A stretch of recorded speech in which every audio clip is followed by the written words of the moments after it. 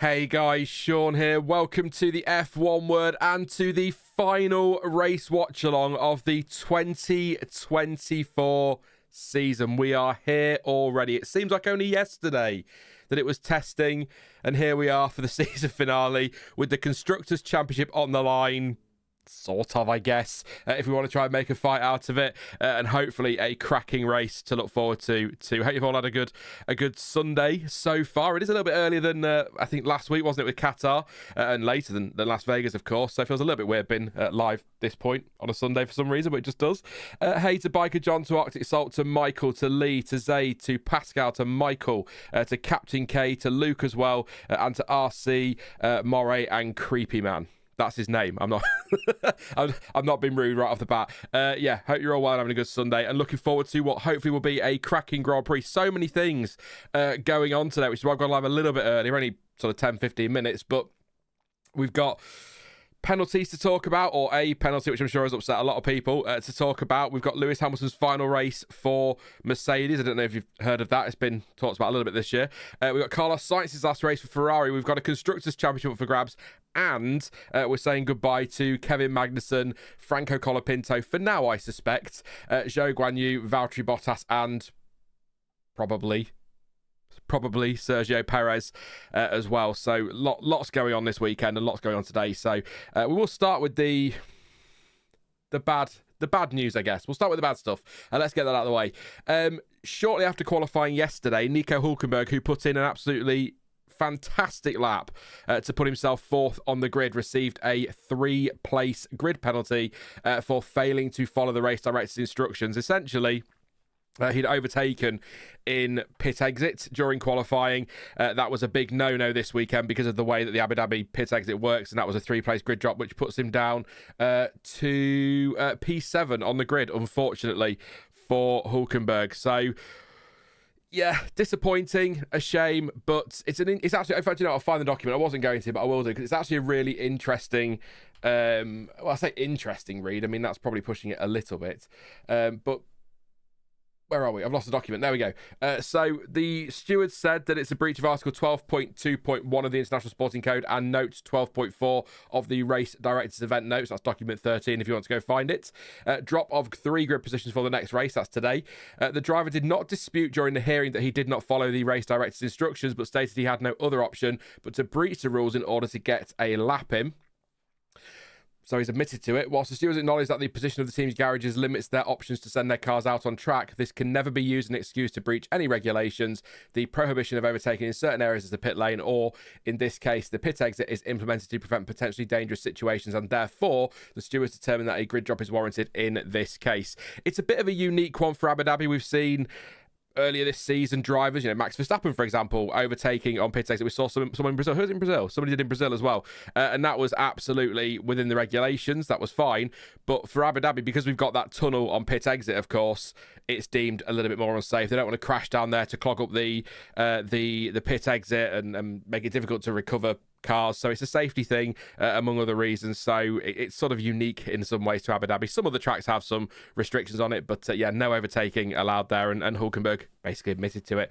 So that was kind of it, really, unfortunately. So it is a shame for Nico Hulkenberg, but the fact he's turned around and said, yeah, I had to get my lap in, it's not really a defence, is it? So they were always going to say farewell to his 4th place there. So the grid is as follows. The final grid is as follows. Lando Norris on pole position. Got a stat for you in a moment on Lando Norris. We'll get to. Oscar Piastri is 2nd to make it an all-McLaren front row, and Carlos Sainz is 3rd, of course. There is a 21-point gap in the Constructors' Championship, and McLaren have that advantage. Ferrari have got to win today and hope that McLaren finish tail end points or don't finish at all. It's as simple as that, really. Max Verstappen is 4th for Red Bull. He gets promoted after Hulkenberg's demotion. Pierre Gasly up to 5th place. Crucial that for the fight for 6th in the Constructors, actually. Good point there. George Russell in 6th with Nico Hulkenberg, like I say, 7th. Fernando Alonso cracking lap yesterday for P8, and then Valtteri Bottas in 9th. Sergio Perez in the top 10 in 10th place in what is possibly, maybe, perhaps his final race for Red Bull. We don't know for sure, but looks like that's the way it's going. Yuki Tsunoda 11th with Liam Lawson in 12th in the RB, so those 3 together could be fun. 13th for Lance Stroll and 14th for Kevin Magnussen in his final Grand Prix. Zhou Guanyu also in his last race in 15th. Lewis Hamilton 16th, Jack Doohan in 17th, and then Alex Albon got a 5-place grid drop for a new gearbox. He's 18th. Charles Leclerc got a 10-place grid drop for a change of power unit components, the energy store. Was it the energy store? I think.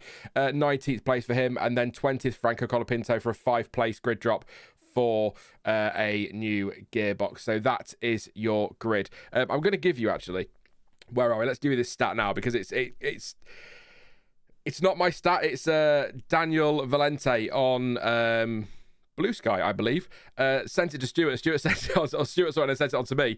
Abu Dhabi qualifying stat pack. Lando Norris is now one of only 4 McLaren drivers ever to get 8 or more pole positions in a season. So he joins Mika Hakkinen, Ayrton Senna, and James Hunt on that list. He's also the first this side of the century to do so as well. So that's a hell of a stat, which I wanted to read it because it caught me off guard. I'm not surprised Lando Norris got 8 poles this season, because I popped it in the table before we went live, so I knew he had 8 poles this season, but I didn't really expect it to be on a list like that, and it's been that long since a McLaren driver had 8 poles in a season. Surprises me a bit, given that they have Fernando Alonso and Lewis Hamilton at the team in 2007, and Hamilton, of course, 2008. So I'm surprised that, with the car they had, they didn't do more there with one driver. But yeah, he joins that list. So there you go. That's your fun stat for today. Inferior Stellar says, when is the race starting? About 34 minutes. Well, that's when the formation lap starts, and then we'll be a few minutes after that for the race. But yeah, about half an hour, let's say, before we get going. 1 p.m. GMT. So yeah, also, I can see you, Creepy Man. Sorry, I called you Creepy Man earlier because I saw your name and then apologised because I didn't want you to think I was calling you Creepy. So there we go. I can see your comment. Don't worry. Definitely. So that's your grid, really. Not much more to add from what we talked about yesterday. Obviously, the big story is the Constructors' Championship, really. We need to see that wrapped up. I've put a poll in chat. I mean, coming into the weekend, I think there was a chance for Ferrari, given what happened to Leclerc with his penalty. The fact that McLaren have locked out the front row, 2 against 1 at the front. I'm not so confident today. 66% of you so far think McLaren will take the title, and just 34% think Ferrari. So a bit closer actually than I thought, but still very much on McLaren's side there. Would it be nice to see Ferrari do it today? Yes, it absolutely would, for 2 reasons. Firstly, obviously, again, Ferrari fans, so that would be epic, and I'd love to see that. It'd be emotional, but also we'd have to have one hell of a race to get that. So I kind of feel like that would be cool, and I'd be absolutely fine with that one. So it'd be good. But Charles Leclerc, just Lee, I think he's in chat somewhere, did say yesterday, maybe take a penalty starting to pit lane, new engine, absolutely go for it, everything cranked up as you can, all the power in the world. I think Brazil 2021, Lewis Hamilton with the new engine. As it turns out, no, they've decided to start 19th place, so it didn't happen. But it was a good idea from Lee. I think it was a good idea. A few others suggested it as well, but they've not gone with that one, Ferrari, so that's where we're at the moment. So yeah, 19th to 1st is what it's going to need to be for Charles Leclerc, or 19th to somewhere to give them a chance. But Carlos Sainz, really from 3rd place today, needs to win this one. But which would be nice, by the way, can I just say, Carlos Sainz's final race. I think a few people at Ferrari, kind of lost in the Constructors' Championship and the Lewis Hamilton leaving Mercedes thing. But Carlos Sainz is leaving Ferrari. It'd be great to see him get a win in his final Grand Prix too. It would be a really nice way to sign off after what's been actually a really strong time at the team, and I think actually he's carried himself, Carlos Sainz, this season really, really well, and he can leave that team with his head held high. And I suspect in the future he may return in the future, is what I'm going to say, but mainly because I think he's done the right thing. He's not burnt any bridges. He's going out classily, he's not going out all guns blazing and moaning or whatever. He's going out head held high, and he could be back one day. So hopefully a win. That'd be great. That would be great. Not going to happen though. Just a reminder as well, the pictures on screen there of the drivers who are either leaving Formula One after today as things stand, or expected to leave Formula One, or swapping teams. So just thought I'd put those on there today so we remember those who are leaving. They're still with us, but they are leaving at the end of the season. We'll do that first then. So we are losing Kevin Magnussen today. He's going to finish with Haas, and then he is off from Formula One for probably, I would say, forever now. I think he's got a drive with BMW, hasn't he, in is it endurance racing in WEC? So good news there for K-Mag. He is racing. I knew he'd get something. He's a much better driver than I think people realise. He's very quick, and he's a racer, a proper racer, and I think that's why he's found a seat pretty bloody quickly. So good for him, but it's such a shame that he's going. He's had such a decent career as well. 202 points I think he scored over his time in Formula One. Obviously got pole position in Brazil a couple of years ago before that storm hit, and then obviously got the podium on debut for McLaren in 2014, despite, if you recall, very, very nearly dropping it on the line. Sideways moment on the start, quite a moment that, everything lit up. That could have been a very different ending to his race, but he got second place, 3rd on the road, 2nd after Ricciardo was disqualified. But a cracking career for K-Mag, and a driver that I've said a lot this season, who I will miss because he is a little bit more, I don't say old school, but he's a bit more my kind of racer. He turns up, he does his racing, you don't hear much from him. He's not afraid to say what he thinks. He's not just a PR machine, and I like that in a driver. So definitely going to miss. No audio apparently, according to Arctic Salt. Let me know if that's the case, chat. But yeah, it says it's working here, so maybe an issue your end, Arctic Salt. Just double check it, give it a refresh and see what happens. But yeah, no, I am going to miss him, K-Mag, and I think a lot of people will too. But unfortunately, he's one of those drivers that will say now that we'll miss, and then in 6 months you'll go, oh yeah, Kevin Magnussen, forgot about him. That's the way Formula One goes. People come and go all the time, don't they? So yeah, I'll miss him, but we'll soon move on to somebody else. And yeah, Valtteri Bottas, some interesting stuff going on today, by the way. Lewis Hamilton will be on the grid afterwards, after the race, wherever he finishes, to celebrate his time at Mercedes. I kind of get that because it is, the most successful team and driver partnership, and so I understand why F1 want to make a fuss of that. But Valtteri Bottas was a big part of that between 2017 and 2021, and I kind of feel like it'd be nice if he was there too. Maybe he'll wander out there and be part of that, I don't know. But Bottas is leaving at the end of this season as things stand. Stuart keeps telling me in messages, watch out watch out. Bottas could be back next year with Red Bull. He's adamant there's a twist in this thing with Perez and Lawson and Tsunoda, so that could be quite funny if Bottas suddenly appears on the grid in Australia in a Red Bull. I don't think it'll happen, but it's worth just remembering that there is potentially a seat available, so you never know and all that. Maybe K-Mag, who knows? He only got a seat somewhere else, but you never know. But yeah, Bottas, he's a driver I've got, you don't need me to tell you really, but I've had mixed feelings on. I don't rate him as highly as a lot of people do, but that's not a hate thing. That's not to call him a bad driver. I think he's a very good driver. He's a quick driver, and he's always carried himself brilliantly in Formula One, and he did the things he had to do at Mercedes to help them win titles. He wasn't, he didn't like it, but he would always follow a team order if it came. He dealt with adversity in the best way he could at the team. I think back to one of my not favourite pictures, but one of the most iconic pictures of that season when his tyre blew up in Baku when he was leading, and he sort of sat there against the tyre barriers, helmet on, head down.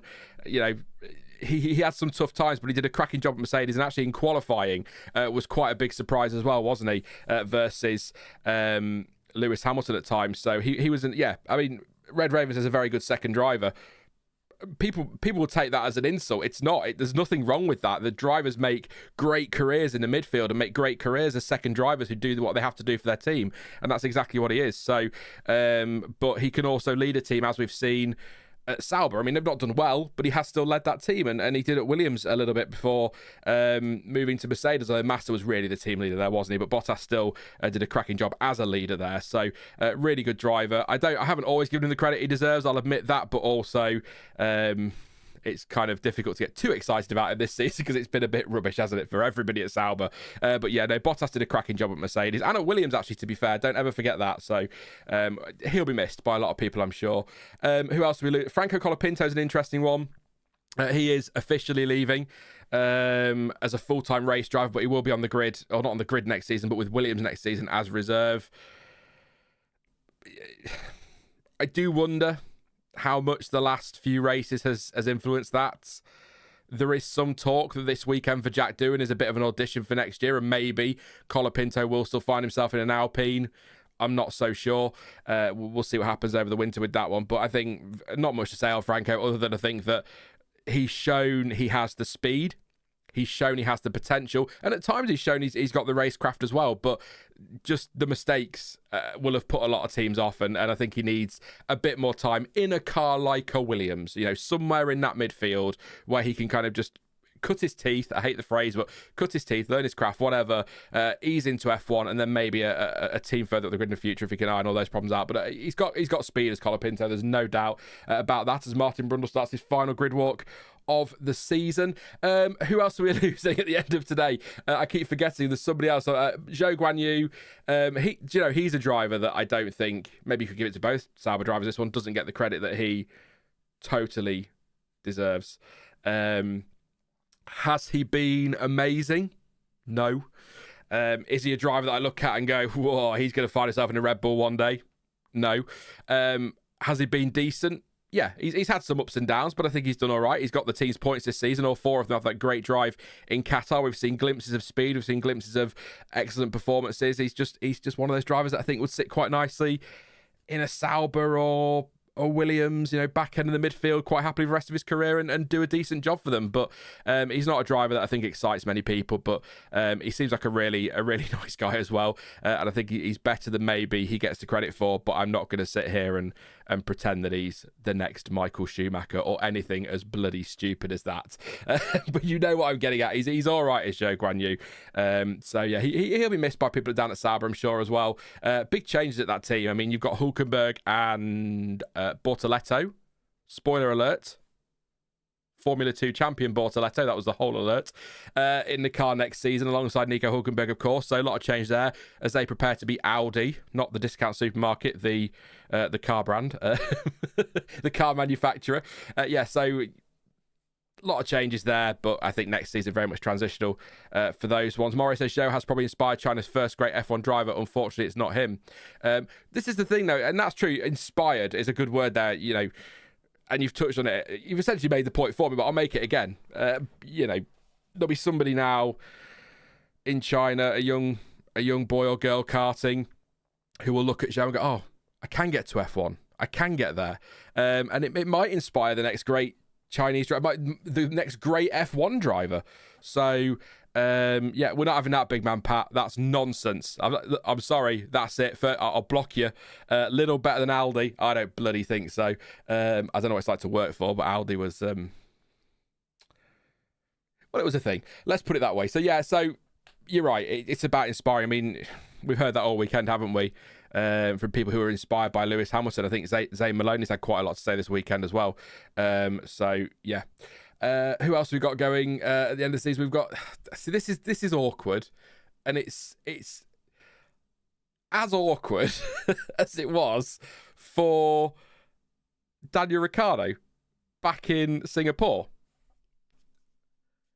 Sergio Perez is a Red Bull driver. Sergio Perez has a contract with Red Bull for next season. Sergio Perez is absolutely flipping adamant that he will not be leaving Red Bull and he will be on the grid next season.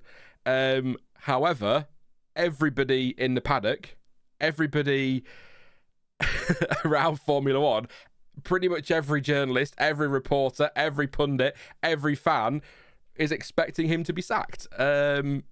We don't know what's happening, but it looks as though it will be his last race in Formula One with Red Bull, maybe back in the future. I said yesterday with Cadillac would be a good option for him. So, about 22 minutes, by the way, for those asking for when the race starts. 22 minutes from now, so not long, and I'll stop waffling. But yeah, Sergio Perez, I don't know what's happening. The latest is that he's not going to go without a fight, that he wants to stay. I'm not sure how that works. I'm going to give you an analogy now. RC will like this analogy. If you're a Man United fan, you might like it as well. Eric Ten Hag. Yes, I'm going there. I'm doing it. In the summer, or pre-summer, pre-FA Cup final, it was expected he was going to get sacked by incoming Ineos, who had just bought a big stake in the club. And they started shopping around for a new manager. They were interviewing new managers. And then when nobody wanted the job or they couldn't find anybody suitable, they gave him the summer and the first part of the season. But the moment that happened, he'd lost all authority and nobody wanted him there. It seemed like nobody at the top wanted him there, which just caused all kinds of problems and, again, lost all authority. So the idea of Sergio Perez somehow managing to keep himself in that car from a legal point of view next year when he knows that nobody wants him there or that the bosses don't want him there and they want to make a change, I think already is completely untenable. So I don't think he will be. I think they will find a way out, absolutely 100%. They'll just pay him off if they have to. But I hope this doesn't end up being something that drags on through. I mean, as a content creator, it'd be great. The content makes itself, doesn't it? But I hope this doesn't drag on all winter and we end up in a legal fight and somehow we end up at maybe was it Sauber a few years ago? Well, quite a few years ago now, turning up to Australia with about 27 drivers saying they were supposed to be driving that car that weekend. I hope we don't end up with that with Red Bull because that'll be utterly humiliating. But I was kind of hoping there might have been something this morning from Red Bull and Checo saying this is my last race so we could celebrate it properly and what has been a cracking career, actually. I've always said Sergio Perez is more than just a midfield driver. I believe he is more than just a midfield driver. He won races with Red Bull. He won a race with Racing Point. He got podiums against the odds. That incredible drive, Malaysia 2012, where he very, very, very nearly took a win, which would have been incredible in a Sauber. He's a much better driver than another one who doesn't get the credit he deserves. And a lot of recency bias on Sergio Perez is very much he's been crap this season, which means he must have been crap forever. I think real F1 fans know that's not the case. He's a very good driver who did a great job at Sauber, an incredible job at Force India, did some good stuff at Red Bull. It's not always been great. There's been, peaks and troughs, I think is the phrase we'll go with. But, he's still a very good driver who deserves a lot more credit than he gets. And I think people need to just remember Formula One isn't based on one season. But yeah, I'd be surprised if he's still here. Ruby says, I had an ex like Checo, refused to be dumped. Hi, Ruby. Good to see you. How are you feeling today? Hamilton's last race for Mercedes, of course. Nice picture that of him and Bono there, by the way, on the stream. But yeah, Manisha Kaltenborn. That was who I was trying to think of. Fud, thank you. That was great. But yeah, we'll leave it on Perez for now. We'll talk about him over the winter, I'm sure, when it happens or if it happens. But I guess my thing is I don't want him to be sticking around because the lawyers say he has to, because I just don't see how that works for him or for Red Bull. I think they'll just end up paying him off if he doesn't want the ambassador's role. We shall see. I know David Coulthard's been pushing for that one. We've mentioned Carlos Sainz briefly. His final race for Ferrari. Looking forward to seeing him win today, of course. That's guaranteed he's going to do it. But yeah, Carlos Sainz, the driver I really feel for this year. I've said it a few times. He's performed really well. He can leave with his head held high, like I said earlier. But he's done absolutely nothing wrong at that team, except he's not Charles Leclerc, and Lewis Hamilton was available, and it was as simple as that. And the moment that Hamilton was available, there was no doubt that Ferrari, if they could get him, they were going to get him. And you can sort of understand why. 7-time world champion. You want to get him in a Ferrari. That combination could be amazing. It could be awful. We'll find out next season and beyond. But Carlos Sainz, just a shame that he's made way, but Charles Leclerc is the chosen one, let's say, at Ferrari, or the latest chosen one at Ferrari, and Lewis Hamilton is Lewis Hamilton. It's no more needs to be said. So I feel for Sainz, but I hope that he can go out. I'd like him to win today, because he said himself, I think, I've not got the quote in front of me, but sort of paraphrasing a bit, that he knows he's not going to be on the podium or winning races for a long time, or for a while now, so he wants to go out with a bang today. So hopefully he does. But Carlos has done nothing wrong. Cracking driver, and great season as well. What's he won? 2 races, been on the podium quite a bit as well, driven nicely, ups and downs of course, as there is in every season, but great stuff from him again. And his time at Ferrari has been pretty good as well, to be fair to him. So, and he was at McLaren, and he was at Renault, and he was at Toro Rosso, so he's a class driver is what I'm saying. And of course, you may have heard, Ruby will let me know how she feels in a minute. But yes, Lewis Hamilton's final race for Mercedes today, after a million years, it feels like, since 2013 he signed, of course. I'm not going to say much on Hamilton, because I've got a video coming out, not next week, the week after, where I talk about his time at Mercedes there. So looking at stats and things like that, I like my stats. So we'll do all of that. So we'll talk more about him then. But yeah, it's a moment, an emotional moment for the team, I'm sure, emotional for him. Lovely piece, by the way, this weekend by Sky, Martin Brundle, him driving cars around Silverstone. It was good to see, but it's an emotional day for them, and what a partnership. What can you say? Seriously, unbelievable. The things they've achieved together. What is it, 6? Ruby's going to tell me 7, but it is 6 drivers' world titles. All those victories we haven't got in front of me, the pole positions, the records they've broken, the things they've achieved. It's been phenomenal, and everybody there deserves a credit. It's such a shame that it's ended the way it has. The difficulties over the last few years, the difficulties this weekend, getting knocked out in Q1. But I think for me, he did win Spa. I know George Russell won it and then got disqualified, but Silverstone for me, I'm actually really pleased he did that with Mercedes. Final win for Mercedes potentially at Silverstone was kind of the perfect way to do it, really, wasn't it? So Ruby will argue, I'm sure, and many others will argue, that the perfect way to end it is by winning today, but it's going to be tough from down in 16th place. So yeah, but we'll talk more about Lewis Hamilton not next week after, when I'm on holiday actually. So I'll keep an eye on the comments, but I might not be there for that one. So there we go. We've just got the chat now going 6, 7, 6, 7, 6, 7, 6. I mean, look, Lewis says 5. Argue amongst yourselves. Felipe Massa would say 5. I'm pretty sure on that one. Let's see any comments said on the drivers that are leaving at the end of the season or swapping teams. Pop them in chat. I'll read a few in just a moment. Very quickly though, back to the race, because that took longer than I expected, because you know how I like to waffle. Strategy wise today, Pirelli have said 19. Pirelli have said a one stopper is the expected strategy, which is that Will I Am again. Okay. Is expected strategy today, which is a bit of a surprise, because last season pretty much everybody, maybe 2 or 3 drivers didn't, but pretty much everybody last season.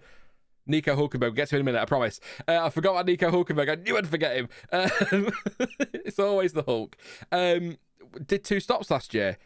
Grading being an issue, a bit of degradation, and with the undercut being quite powerful here, there was expectations we see 2 stoppers this weekend, but it is a 1 stop, lap 20 to lap 26 on the medium, and then run the hard to the end of the race. I'm hoping it's not going to be a 1 stopper, but yes, 2 stopper, pretty close actually to last year's race winning strategy. Start on the mediums, and then sort of lap 12, 18 pit, put on some hards to lap 33 to 39, and then another set of hards to the end of the race. And you can do it the other way, which I suspect a Charles Leclerc may try. We'll see. And start on the hards and go to lap 33, 39, then go to the mediums to the end. But yeah, bit of a surprise. They're going for the one stopper there as the expected strategy. Hey Max, hope you're right, mate. And we've got tire wise.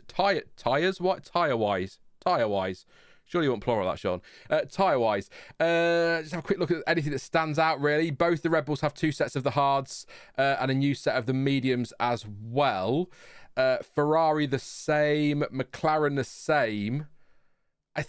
Well, on here, everybody apart from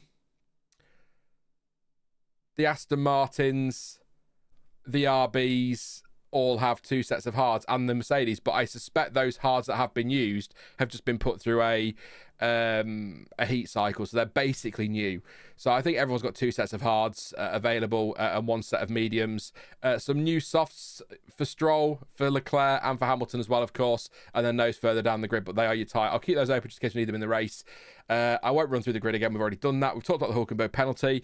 So Hulkenberg is the other driver leaving, of course, to go to Sauber. Again, not much to say.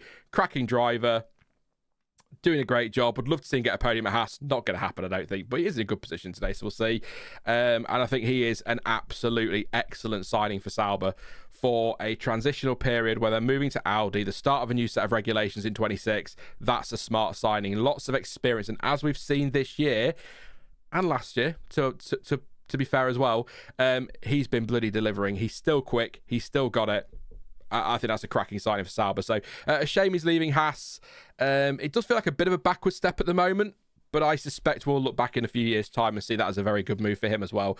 We'll find out, of course. So yeah, that was it for Nico. I've spoken so many times about Nico Hulkenberg. We talked about Esteban Ocon last week, of course. We won't do that today, but he's not here this weekend. Jack Doohan has taken his place. So let's read some of your comments, and then we will be about ready, I suppose, for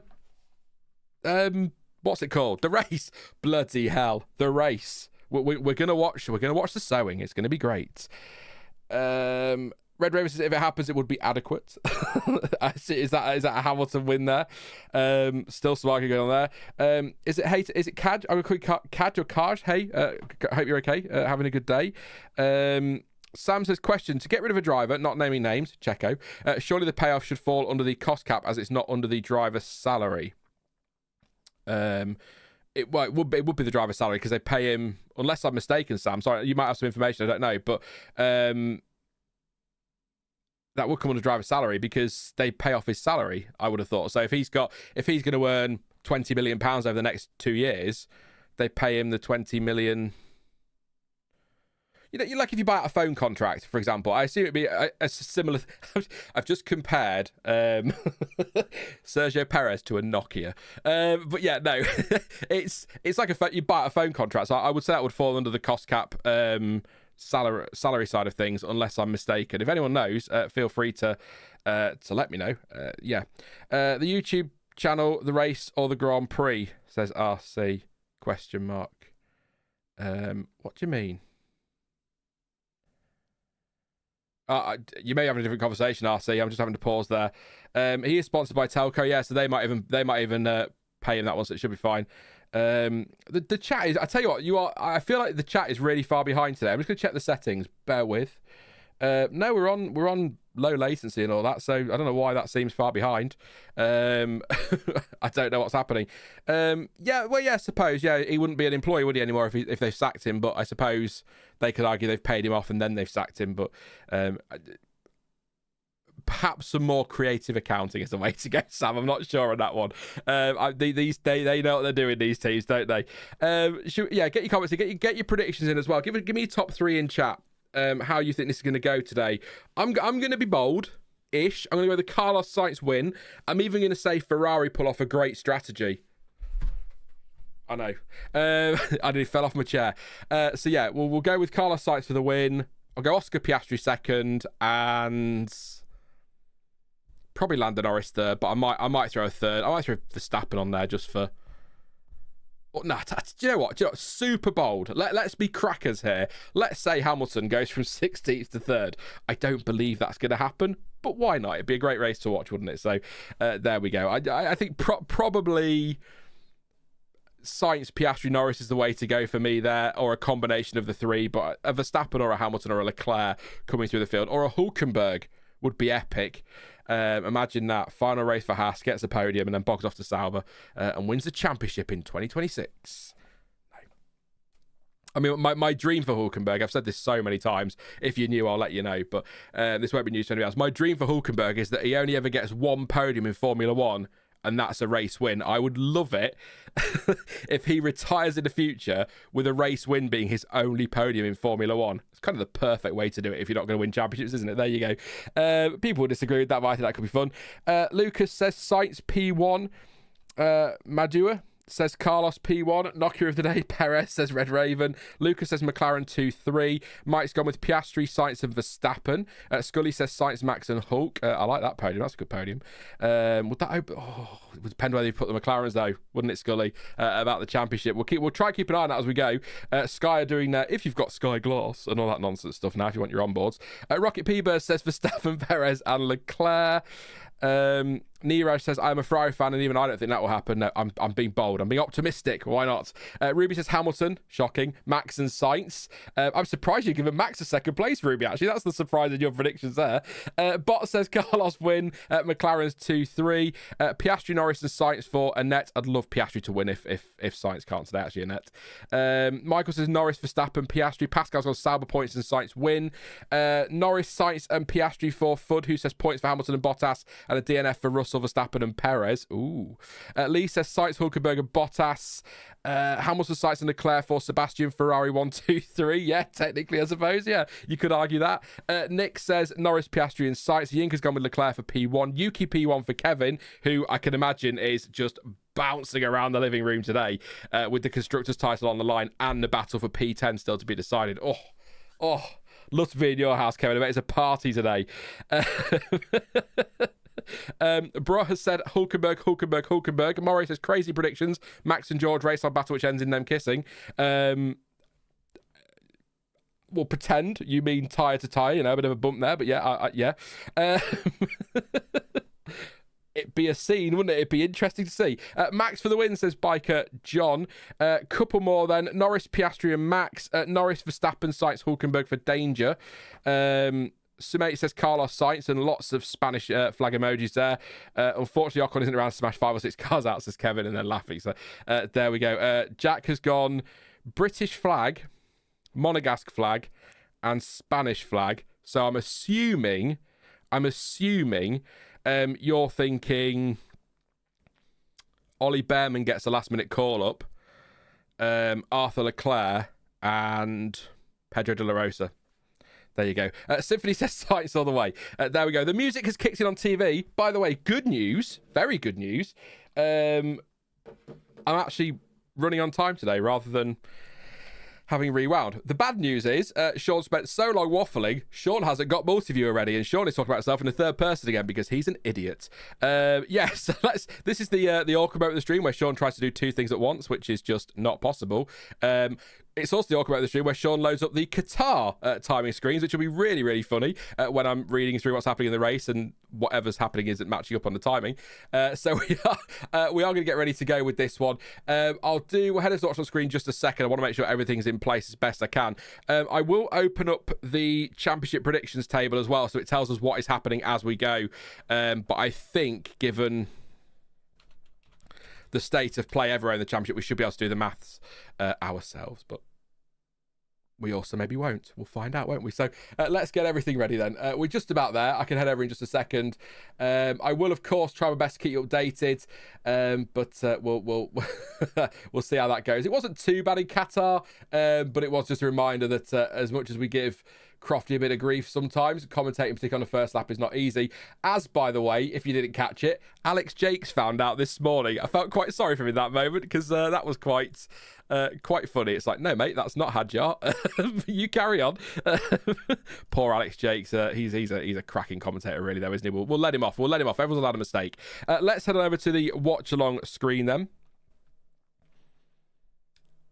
I've done better. I'm not happy with that. I'm going to have to... Oh, I'll tell you why that's happened. I know exactly why that's happened.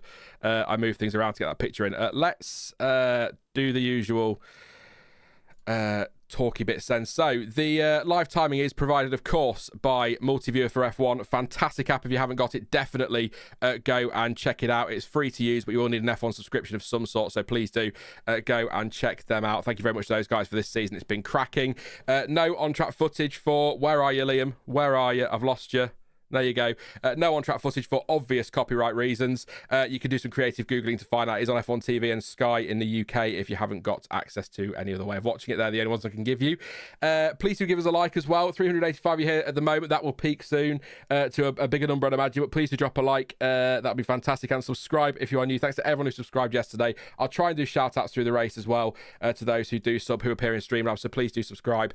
Yeah, we'll go from now. We're live about an hour and a half after the race finishes. So about 4 p.m. I'd imagine, UK time, GMT, for the race reaction with Stuart. And then, of course, there is still content to come throughout the winter. I'm not disappearing. We're live on Wednesday night with a look back at the season, a bit of a Wednesday waffle. We've not done one of those for a while, so that'll be fun. And then we will, of course, videos through the rest of the season, winners and losers next Saturday, some stuff the following week, and then a little bit less across Christmas and New Year, of course, as you'd expect. And then we'll be back to it in January and even ramping up in February, ready for testing at the end of the season, which is very exciting. I'm going to pause. I'll let Liam have a break now. He's got to go racing. There we go.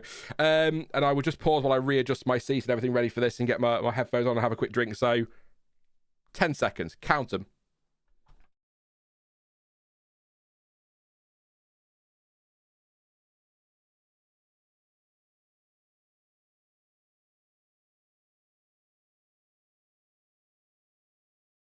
That was definitely more than 10, wasn't it? no doubt about that. So yeah, sorry, I can't, if I readjust the, my seat and my microphone, I'm banging. And if I drink down the microphone, I'm just gulping. It's the downside to a Shure SM7B. It picks up literally every blink. It really is quite sensitive. So if I start banging around and gulping down the microphone, it's not going to be very nice, is it? So here we go then. We are ready. Drivers on the grid. I missed the grid countdown because I was too busy talking nonsense as usual. But yeah, Norris on pole, Piastri second, Sainz third, Verstappen in fourth, Gasly fifth. It is sixth place for George Russell, seventh for Nico Hulkenberg, eighth for Fernando Alonso, ninth for Bottas and 10th for Sergio Perez. The two RBs of Tsunoda and Lawson, 11th and 12th, for Stroll 13th, Magnussen 14th, Zhou in 15th, Hamilton 16th, Doohan 17th, it's 18th for Albon, 19th for Leclerc and 20th for Colapinto. The track temperature 32.7 degrees at the moment, 27 degrees air temperature, 47% humidity and no chance of rain as it stands. Everybody is on the medium apart from Lewis Hamilton, who starts on the hard tyre. Stroll, Alonso, Russell officially on used mediums, but they've only done one lap, so that's the heat cycle we talked about earlier. So all good there. And yeah, 58 laps. Off they go for the formation lap. All seems to be synced up, which is good. We seem to be about right. There we go. Norris gets thrown forward on the map there. But yes, very much ready for this one. We've got yellow flags there, just cars a bit slower away. But I'm ready for this one. Red Raven says, unfortunately, you have been given a one-place grid penalty for being unnecessarily slow. Please adjust your seat position. Okay. Ow, bang my knee. Red Raven just injured me indirectly. I'm suing. Why did Hulkenberg get the penalty? Says Neeraj. He overtook on pit exit in the tunnel, which in Abu Dhabi is not allowed because obviously the tunnel it's a bit more dangerous down there and can be a bit of a hassle to clean things up, I'd imagine. So it was forbidden in the race director's notes, and so they gave a penalty. Colapinto says, thank you guys, thank you for this, for many races, you made my dream come true. Lovely moment there. So yeah, that's why I got the penalty. He admitted to it in the stewards room. He said it was the only way to get his lap in was to break the rules, so he knew that he'd broken that, so the penalty is completely justified. It's a shame because he qualified really well yesterday, 4th place, and now he's got Gasly ahead of him as well in 5th, so we'll see. K-Mag to be investigated after the race, so a fine then. What's that for, Fud? What have I missed? Hang on, let me see if it's on the failing to follow race instructions, practice start infringements. That's been noted and will be investigated, yeah, as you say. So I'm not sure what the practice start infringement was. I'm just trying to think. You say a fine, but didn't Lewis Hamilton got one for a practice start infringement, didn't he? In Sochi a few years ago, got a penalty there. So Bottas says, thank you, Sauber. Thank you, Ferrari. Let's do it. There you go. There you go. Was it Lawson who snitched? Oh, no. Not Liam Russell Lawson. No, I'm not having that. No, that needs to change immediately. McLaren versus... They're really bigging it up, aren't they? They were hoping for Verstappen versus Norris, weren't they? But they're going to big it up anyway. Why not? We'll see what... Yeah, it's... Kevin says F1 is becoming the Stewart show. It's just all the time, isn't it? Almost rack. We're just lining up on... Or they're just lining up on the grid. I'm not lining up on the grid. I'm talking to you from my car. And Arian says, hey, Arian. If you are new, by the way, don't forget to subscribe. I'll say it again. I'll do shout-outs during the race as things go quiet if you appear in Streamlabs. So please do subscribe if you're new. I got some targets to hit. It'd be amazing if we could do it this weekend. But it'd be great to do it at the end of the year. And drop a like as well. We're 27 away from 100 and more of you appearing by the minute. So thank you so much for tuning in and joining spending your Sunday with me, joining me for this Sunday watch along. If you are new, think of it as mates in the pub or in the living room watching F1 together. All nearly 600 of us sat in one living room. We'll suffocate. And just generally watching the race and enjoying it together. Final time this season. And I think these will be back next year. So I shouldn't worry so much. Thank you to Diego, by the way, for subscribing. I just caught you out the corner of my eye there, Diego. Yes, so we'll be doing these again next season, I suspect. I'd be given the numbers and your enthusiasm for them and how much I've enjoyed them, I'd be surprised if we don't bring them back next year. So to be fair, Blaze, it could be a really big living room. Here we go then. Franco Colapinto, last driver to line up on the grid. We'll wait for the green flag. I'll count down the lights, of course. Or count up the lights. There's the green flag. We are 1 light, 2, 3, 4 and 5, and for one final time in 2024 we're racing. The Abu Dhabi Grand Prix is underway. Cracking start from a bad start for somebody at the back. Somebody's stalling it or slow away, but it is Lando Norris into the lead, and Max Verstappen's hit Oscar Piastri. They've collided at turn 1 and the door could have been thrown open here for Ferrari. What has happened there? It looked like Verstappen had a look up the inside of Piastri, and Piastri's come across. I don't know who's at fault there. We'll find out soon, but there is contact there. Verstappen and Piastri down to the back of the field, I imagine. Verstappen down to 14th place. Good start for Gasly up to 3rd place, obviously, with that contact there between those two. Russell up to 4th and Hulkenberg in 5th. Bottas up in 8th place. Verstappen down 9, of course. Piastri down 18th. Tsunoda was the one who was slow away off the line. We're watching a battle nearly... there's a Haas and a Red Bull. Max Verstappen, or the Red Bull, sorry, desperate for collisions today. And that's Perez in a spin. Red Bull have had a shocker of a first lap. Unbelievable. Down at turn 6, Sergio Perez, I said he was squabbling there with a Haas, which I'm assuming was Kevin Magnussen.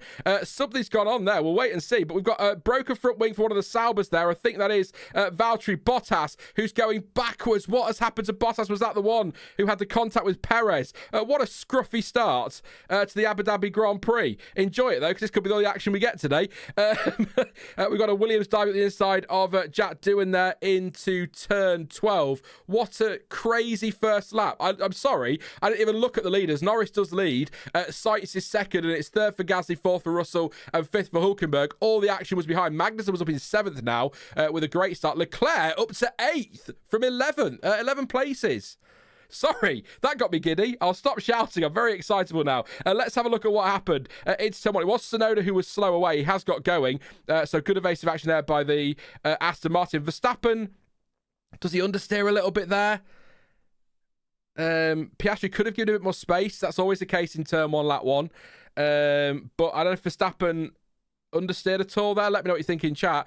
Perez is still going. Oh no, Perez has stopped. Perez has stopped on track. And that is game over. I want to see a replay of that one. Perez is out. That will likely be a yellow flag. We are safety car, sorry. Here's Verstappen having and that is a virtual safety car. And Verstappen has just... He'll have to let him back through. Yeah, he just passed the RB there. You have to let him through. Sorry, that was all over the place. I'm not a commentator. I don't pretend to be, but I try to keep you excited and keep you informed as well. Excited was the wrong word there, but hey, maybe you are. We'll see what happens to Sergio Perez in a moment. But that is game over for Perez. Is that his last moment in a Red Bull? He says, slightly tongue-in-cheek, and maybe even in F1. That'd be a shame. But yeah, I mean, look, the winners in that, absolutely Charles Leclerc from 19th to 8th in a lap. Gasly up to P3. Obviously, those two colliding in turn one would have helped that one to a point. Well, massively, wasn't it? Fifth to, yeah, that makes sense. Fifth to third. Who else had the big win there? Stroll up to ninth. Alonso up to sixth. Magnussen gained 7 places at the start there through all that chaos. The big losers, of course, Perez out. Piastri down to 17th. Verstappen down to 11th. And Tsunoda down to 6th. Bottas down to 13th. How's he going to have to pit for a new front wing, or is he going to have to pit for a new front wing, Bottas? But Norris, yeah, had a good lead there. Interesting. So as it stands, McLaren will take the title, but Leclerc up in 8th place, Piastri down to 19th, Sainz second. Maybe it is game on. Maybe it is. Wow. A little bit. So I don't know what to make of that. Well, I want to see Perez's replay. If anyone knows, let me know. Trace Fit says his checker deliberately tried to sabotage his career. I don't think deliberately, no, but yeah, it's not been great, has it? The track is clear in 13-12. We are about to go green again in Abu Dhabi. The virtual safety car is ending, of course. I'll now count down random times, and everyone will bolt. And George Russell already threatening Pierre Gasly for P3 before the track's even gone green. It has gone green now. The virtual safety car is in. Lando Norris 4.2 seconds clear of Carlos Sainz. George Russell all over the back of Pierre Gasly at the moment. Can he get involved at the front today? Gasly goes defensive, but probably won't fight this too much. He has got DRS, of course. Was activated earlier on. George Russell trying around the outside of 9, but Pierre Gasly hangs on in there and keeps P3 for now. He's great at defending, as we know. We've seen it in the last few races. Carlos Sainz, though, hasn't bolted clear. Of course, those two had DRS, so that could be why. Doohan's now down to 17th as Tsunoda tries to recover. But yeah, Sainz needs to get a move on here and catch Lando Norris swiftly. As it stands, 26 points for Norris, 18 for Sainz, and 4 for Leclerc. Nothing, of course, for Piastri. I need to see a replay of Piastri's on board. We're watching Piastri on board here at the restart, I think this is. Behind the Williams. Oh, he's hit the back of the Williams. So it was Bottas and Perez who got together, apparently, on the first lap. But yeah, Piastri there kind of misjudging what was going on ahead with the virtual safety car restart. Colapinto has a puncture, and apparently everyone's forgotten how to drive this Sunday afternoon. Fair enough, it is the end of the season. It is end of term, non-uniform day and all that. But no, that was a moment for Piastri. So has that damaged his front wing? Colapinto only just coming around turn 16 now to the pits for a new tyre. So we'll wait and see what happens there. Ayinka says, damn, it's starting to look like Lando is going to win by 20 seconds or something. What happened to Perez as DW? Contact with Bottas at turn 6. But I've not seen a replay. All we saw was Perez side by side with somebody, which would be Bottas, and then Perez suddenly pointed the wrong way. So we'll have to see what happens in the replays. We've only seen the Verstappen and Piastri collision at turn 1, which has been noted and is now under investigation, causing a collision. It says Verstappen and Piastri in that order, so I assume they're saying Verstappen has caused a collision there. So we'll find out very, very soon. I'd need the onboards for that one, really. To call that one. They're also going to investigate Bottas and Perez for causing a collision as well, so that'll be Bottas on Perez, I assume, too. So let's see what goes on here. And look, suddenly Piastri towards a box, so suddenly this is game on for the championship, the Constructors' Championship, but as Sainz says, fastest up of the race. Sorry, just trying not to burp on you there. Apologies. So to take a second to breathe. But yeah, he sets fast up the race, closing the gap. This is game on, but really Ferrari need Leclerc to clear Magnussen, Alonso and co very quickly. Sainz to get past Norris, and maybe even need Norris to lose some places too. But Leclerc's brought himself into play here with avoiding all the chaos and gaining 11 places at the start. Obviously helped by 4 cars in a spin, of course, or in incidents, but still, great stuff.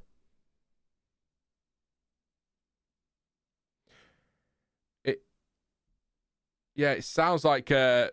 I just missed Ted there. I think he was talking about penalty potentially for Verstappen. There hasn't been one confirmed yet. We shall see. But I need to see the onboards. The offboard, it is a 10-second time penalty for Max Verstappen. There we go, confirmed. 10-second time penalty for Max Verstappen for causing a collision at turn 1. It means stuff all. He's already got the championship, so not a disaster. But still, let's have a look here. This might be a good shot, actually, from above.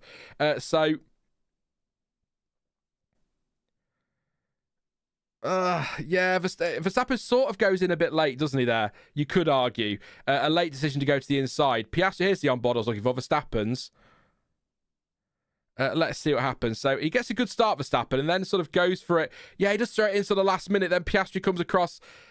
A bit of an understeer moment, I think. Now, he's going to say he turned in. I mean, I was just super unlucky. I was all the way up the inside before the crash, says Verstappen. He was well alongside, but he left it quite late. Bottas also gets a 10-second time penalty for causing a collision. Had this been a title decider between Norris and Verstappen, I'd probably analyse that more. But to be honest, it may have impacted the constructors, of course, but at the moment it's okay for McLaren. But I want to watch this on board with Piastri for a second, because here we go. I feel like he left just about enough space. There is a bit, but Piastri's move for world champion, that one. Yeah. What do you think? I was just going to say, Della, I'm literally just going to say, it is a bit of a surprise that it's a penalty, given that usually lap one, turn one is ignored. So there we go. That's what was happening. So, Magnussen and Perez were sort of squabbling, and then Perez sort of got out of the way of Magnussen, and then Bottas saw a gap up the inside of Perez, went for it, and just clipped the rear of the Red Bull. And Charles Leclerc just round the outside of everybody at turn 6. But yeah, that was very much a turn 1, lap 1 incident to me. So I'm quite surprised there is a penalty in some ways. But yes, it was Perez and Magnussen kind of squabbling. No contact. Then Bottas sticks it in there, and around goes Perez. So that is on Bottas. That is, if that's turn 1 again, you could make the argument it's a lap 1, turn 1, but really that's a bit further into the lap there at turn 6. So not for me. That's a penalty there. But yeah, Charles did say on the radio, yeah, woo. He wooed. But yeah, what are you saying about that? I'm not sure. Oh, that's true, Blaze. I'll give you that one. Yeah. I'm not sure. I would, when it happened, my initial reaction from the little that we saw as Leclerc passes Magnussen for P7 was lap 1, turn 1. And we don't tend to see them penalised. But we did today. So maybe, obviously, remember we have a new race director. He may have briefed stewards and may see it differently on lap 1, turn 1 to other race directors and whatnot. So he may have told them they have to be a bit stricter on that. I don't know. But yeah, I feel like Piastri left a bit of space, or probably enough space. Max left it late to go for it, but he was alongside, or well alongside, and yeah, I don't know. It's not destroyed Verstappen's day, really, because he's won the championship. He'll come through and score some points. It could impact the constructors, of course. That's an important point to make, but it's probably not the controversial moment that the media want it to be. Piastri and Colapinto is now under investigation. That's the one where Piastri went into the back of Colapinto. So they might check that, whether they'll think brake checking, which I don't think it was. I think that was just a virtual safety car thing, or whether it is just his mistake and they'll stick it in there. But yeah, would have been interesting if it had been Russell and Alonso at turn 1, for example, what they might have done. But that, by the way, that was totally tongue-in-cheek. Don't take that seriously. Yes, so we've got Gasly, as you say, fighting for his life in the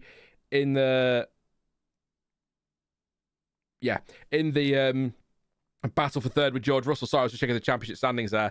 As it stands, just if you're interested, nothing really changing except that McLaren extend their lead by 1 point. 25 points, placed 24. 640, 619 in favour of McLaren. In the battle for P6 at the moment, Alpine 15 points and Haas 14. I'd be surprised if Gasly hangs on to P3 today, but you never know. Hulkenberg is right behind Russell as well, so that is game on. RB nowhere near getting into that fight, unfortunately, as it stands. And as it stands again, Norris will finish second in the Drivers' Championship, and Gasly will finish 10th. There we go.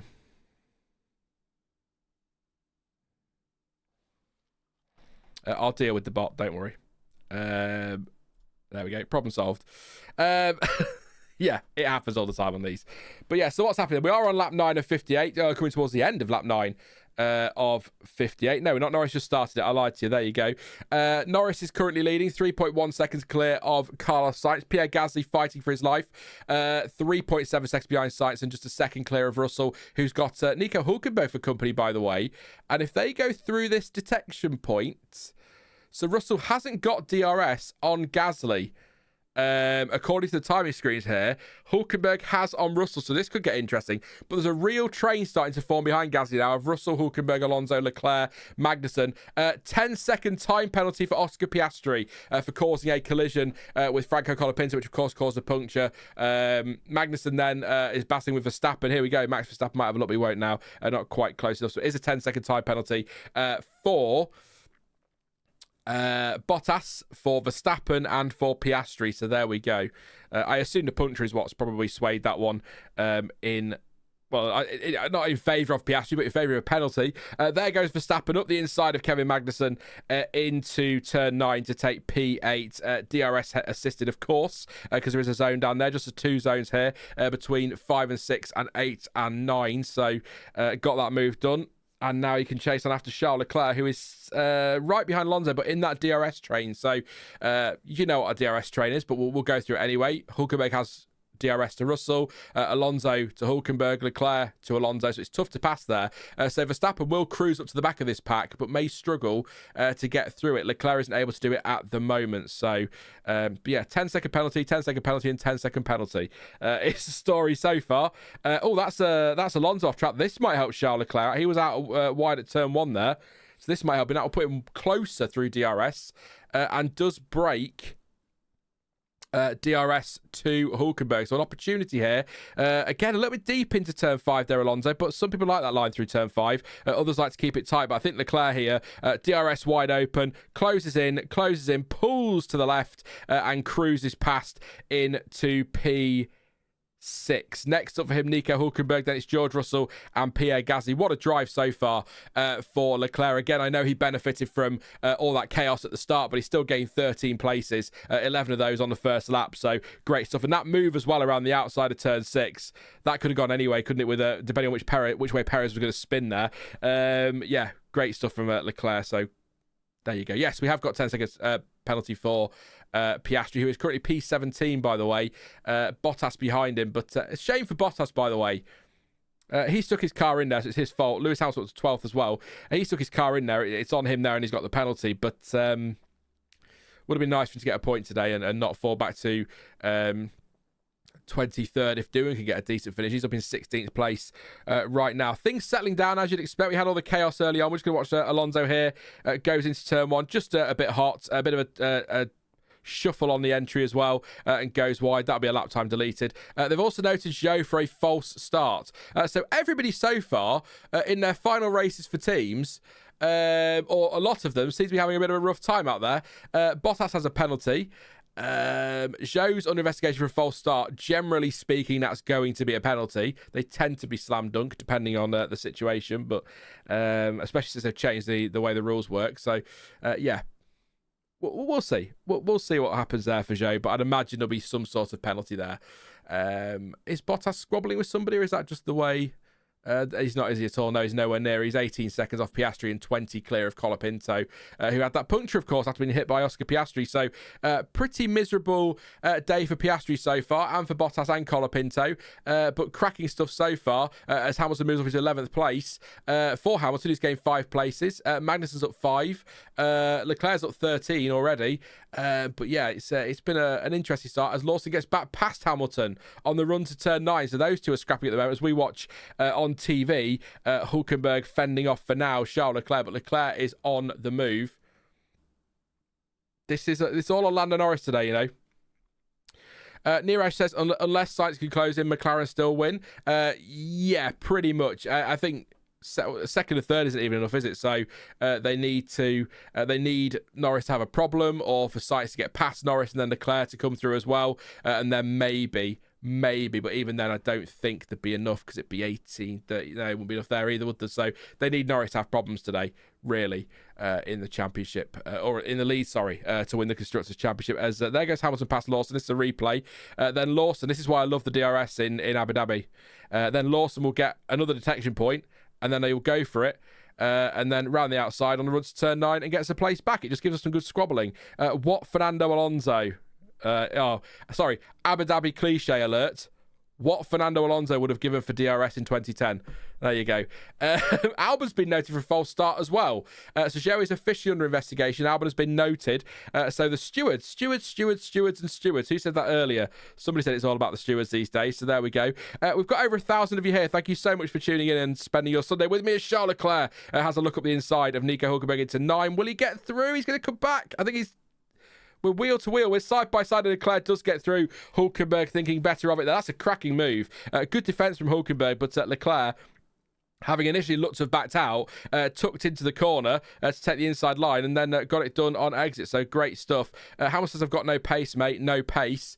So he's struggling for speed. In fact, actually, Hamilton is past Lawson now, so that's interesting. Pit window is over for the mediums. I was just going to say, over 1,000 of you here. Thank you so much for tuning in. Please do drop a like. 100 likes. Let's get that well over 200-300 today. That'd be amazing to end the season with that one. And subscribe as well if you are new as watch a replay of Max Verstappen overtaking Fernando Alonso, because we are live at about 4 o'clock-ish, an hour and a half after the race finishes for the race reaction. Got Stuart with me for that one again. Then live on Wednesday for a Wednesday waffle about the season. Nice and relaxed there as Magnussen is first to pit today for a scheduled stop. On go the hard tyres. It's slow. Very slow stop at the right rear for K-Mag, unfortunately.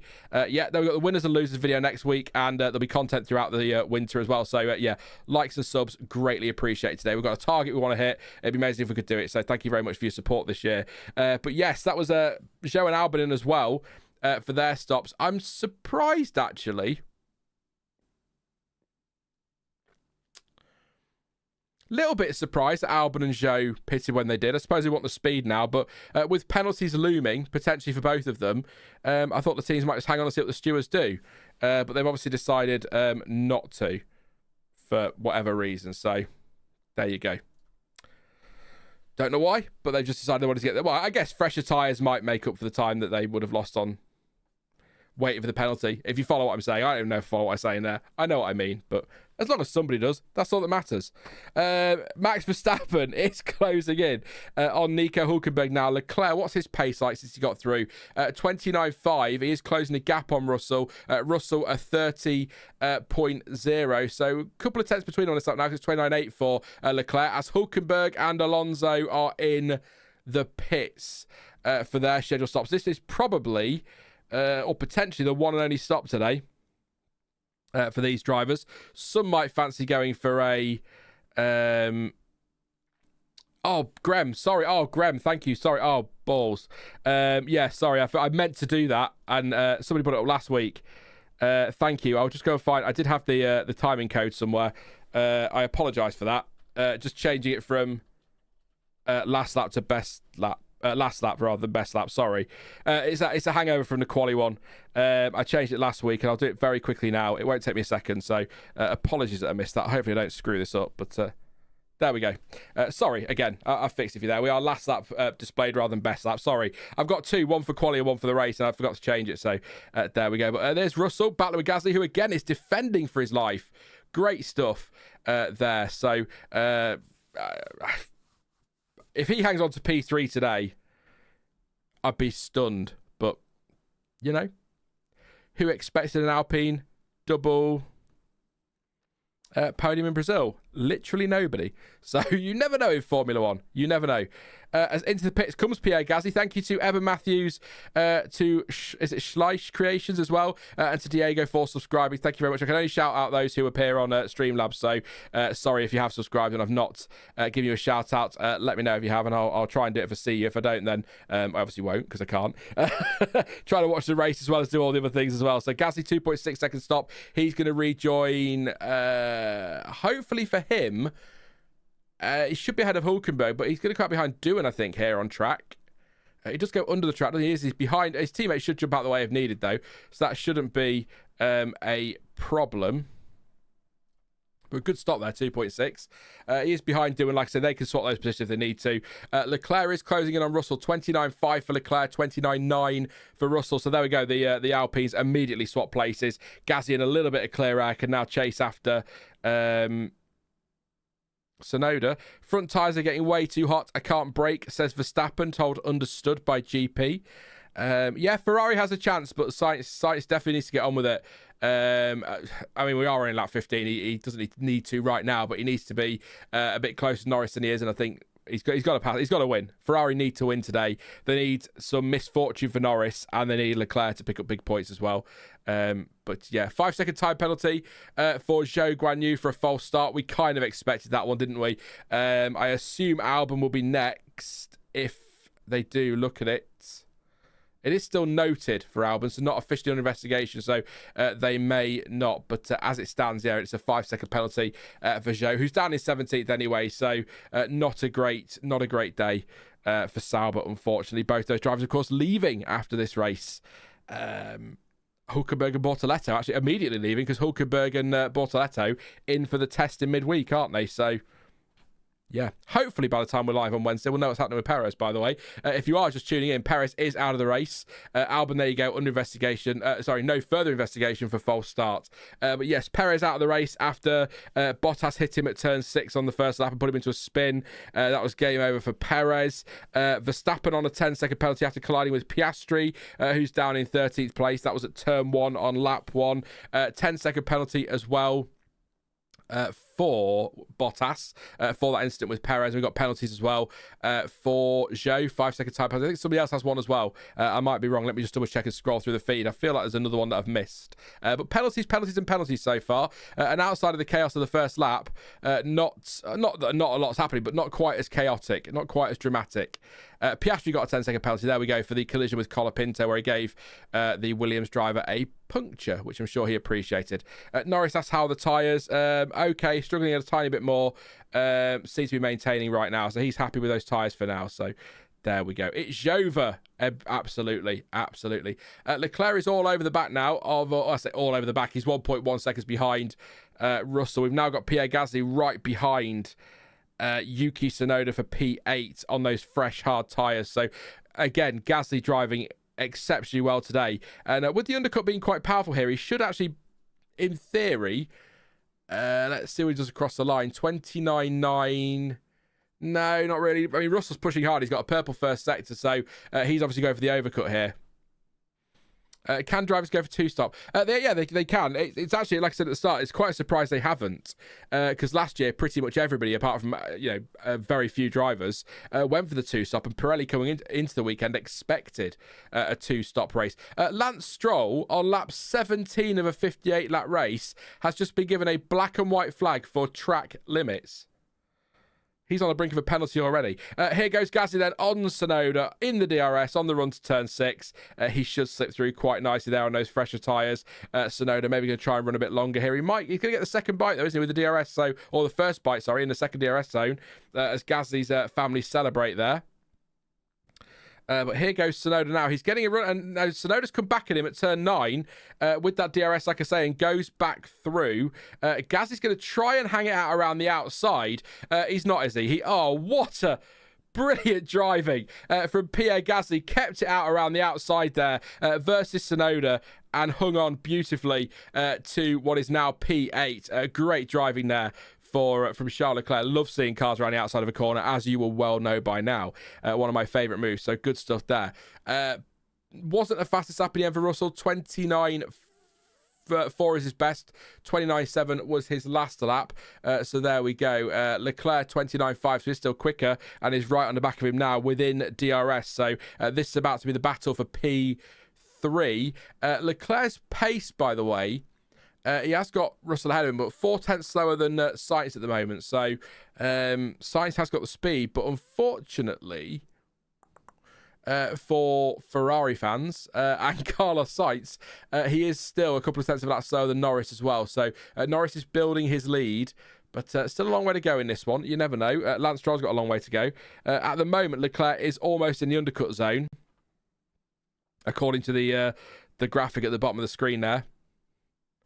But I tell you what, you're right, Nico. A Ferrari double podium would be crazy when you think about where Leclerc started. But if you've just tuned in or you didn't know, Leclerc gained 11 positions on the first lap with all the chaos and everything else going on. Some cracking moves as well. So particularly around the outside of turn 6. So Piastri down in 13th place. He was hit by Verstappen at turn 1. Stewards gave 10-second time penalty to Max for that one. And just confirmation there that Alpine would secure P6 in the Constructors as it stands. Gasly Gasly's got the speed. Alpine have got the updates on that have worked for them. Quite a quick turnaround actually this season for Alpine. They were nowhere. We weren't even considering them in the fight for P6 until that brilliant double podium in Brazil. But actually, even since then, they've been picking up quite a lot of points with Pierre Gasly. So they may have been in with a shot here anyway. But we'll never know, of course. But yeah, the black and white flag for Lance Stroll on lap 17 is a little bit crazy for the track limits already. Yeah. And Piastri, of course, has a 10-second penalty as well for hitting the back of Colapinto. So Scruffy first lap if you didn't catch it. Very scruffy. Definitely go back and watch it. Chaotic. How is Verstappen doing? He is currently, he's P5, 29.8 on the last lap, pretty much matching what Leclerc did ahead as Nico Hulkenberg blasts past Yuki Tsunoda for P9. So sort of matching Leclerc for pace and a little bit quicker, a tenth quicker than George Russell. So he is catching, but he's 5.2 behind Leclerc. Of course, that's as good as 15.2 because he's got a 10-second penalty to serve as well. So there you go. Spreer wants to know, will Sainz win today? What's everyone's opinion? You can answer that one in chat. What do you reckon? Do you think Sainz will win today? He can win, but will he win? That's the big question. It looks at the moment as though Norris is managing things quite nicely up front, but things can change. Things can change on a set of hard tyres. Maybe the McLaren doesn't work as well on those and the Ferrari works better or vice versa. You never know. But he certainly can. I'm not... Oh, twitch through 3 there for Leclerc. He is pushing hard here. Russell's picked up the pace as well, to be fair to him. Was 2/10 quicker than Leclerc on the last lap. So this is very much game on between these two. But this is going to be a good fight, I think. But George Russell doing a good job for P3 actually at the moment. What can Leclerc do? Verstappen is taking time out of them. He's got it to 4.6 seconds. So he's got the speed today, Max. Aditya says Lando is pretty strong. He is indeed today. Sainz winning will depend on a Norris McLaren mistake, I think, says Blaze.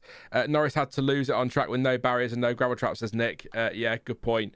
This is so Yuki just bogged down off the line completely, did not get away in first gear there.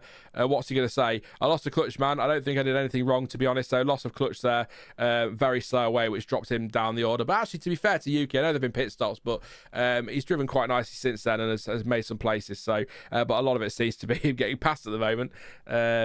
We'll see. Will Lewis overtake Verstappen? Is the question in chat. Verstappen last lap 30 flat, Hamilton at 29.8, so he is gaining his Hamilton as into the pits comes Charles Leclerc. He pulls into his garage, a nice fresh set of hard tyres going on. Is it a good stop? It is a decent stop. 2.7, a little bit slower, 2.7 seconds, not horrific, as he is going for the undercut. Where will he rejoin? He'll be hoping ahead of Gasly. He's not going to be ahead of Gasly. I think Gasly has got past him. And that's Hulkenberg as well. There we go. No, he's just out ahead of Hulkenberg. So Gasly, with that earlier stop, has got back ahead of Leclerc here. So Leclerc needs to push hard. I imagine Mercedes will respond pretty swiftly to that one, because it's only going to take one cracking lap here, one really good out lap from Charles Leclerc. Although he may have a problem here. Not a technical problem, sorry. I should clarify that. Not a technical problem, he's fine. But he's got Nico Hulkenberg in DRS behind him. So Hulkenberg he's a bit far back to be fair, but might have taken a fight to him there. But Leclerc's pace, we'll see through the middle sector what he's doing there. I assume it's going to be pretty rapid. 38.1 to Russell's 39.0. So yes, he is considerably quicker there. So he might get him here. Unless, of course, yeah, like you say, Ian, can maybe a safety car. Hopefully not, as we lose the camera on Hulkenberg's car there. But yeah, lots of pit stops. So the top 6 haven't pitted. Neither has Yuki Tsunoda or Jack Doohan. Everybody else has pitted once, which again could be the only issue today. Was it a slightly slow front right? I missed that one. I know it was a bit of a slow stop at 2.7, but not disastrous, but not ideal, of course.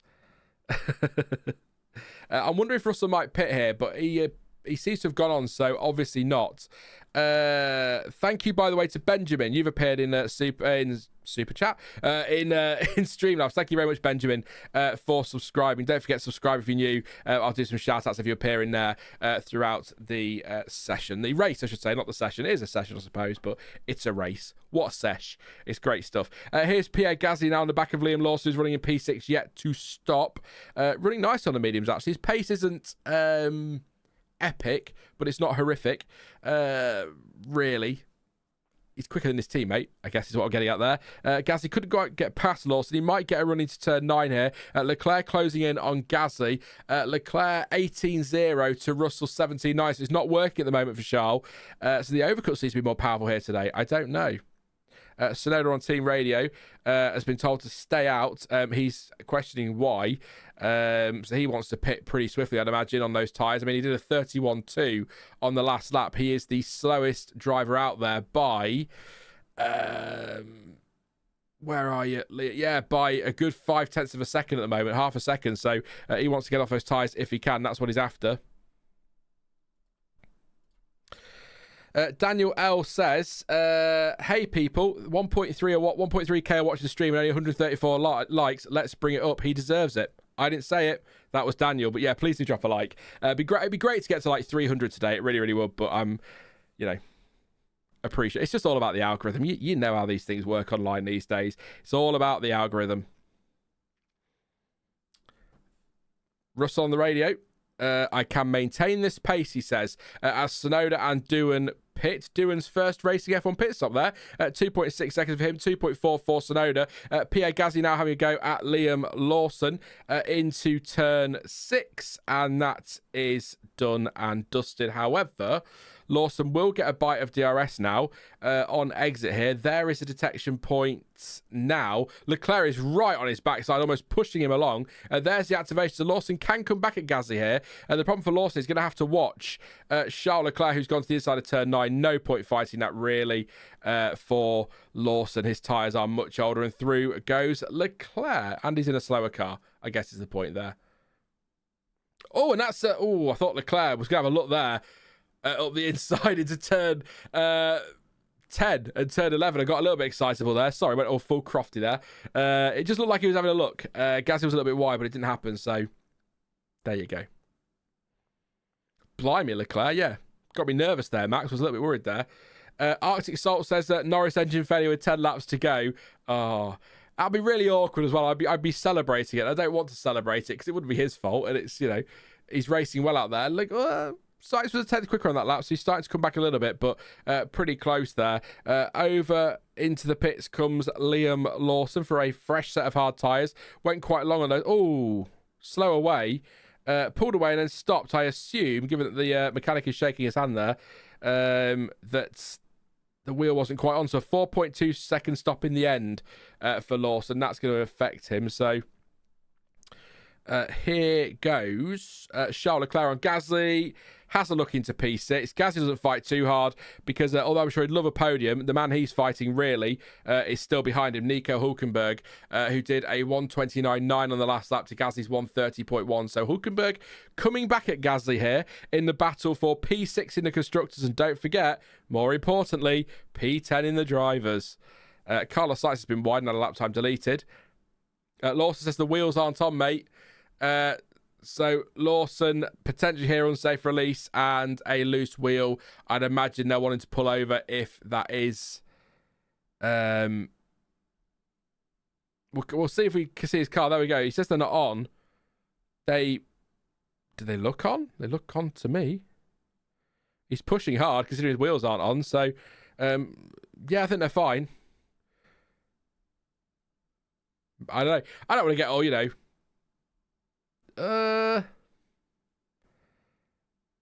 they look all right to me, but then I'm not a racing driver, so what do I know? Maybe a psychological thing because he knew it was a weird stop and he got it wrong on the left front. Maybe, I don't know. Does he pit? He's in the pits, so he's not happy with something.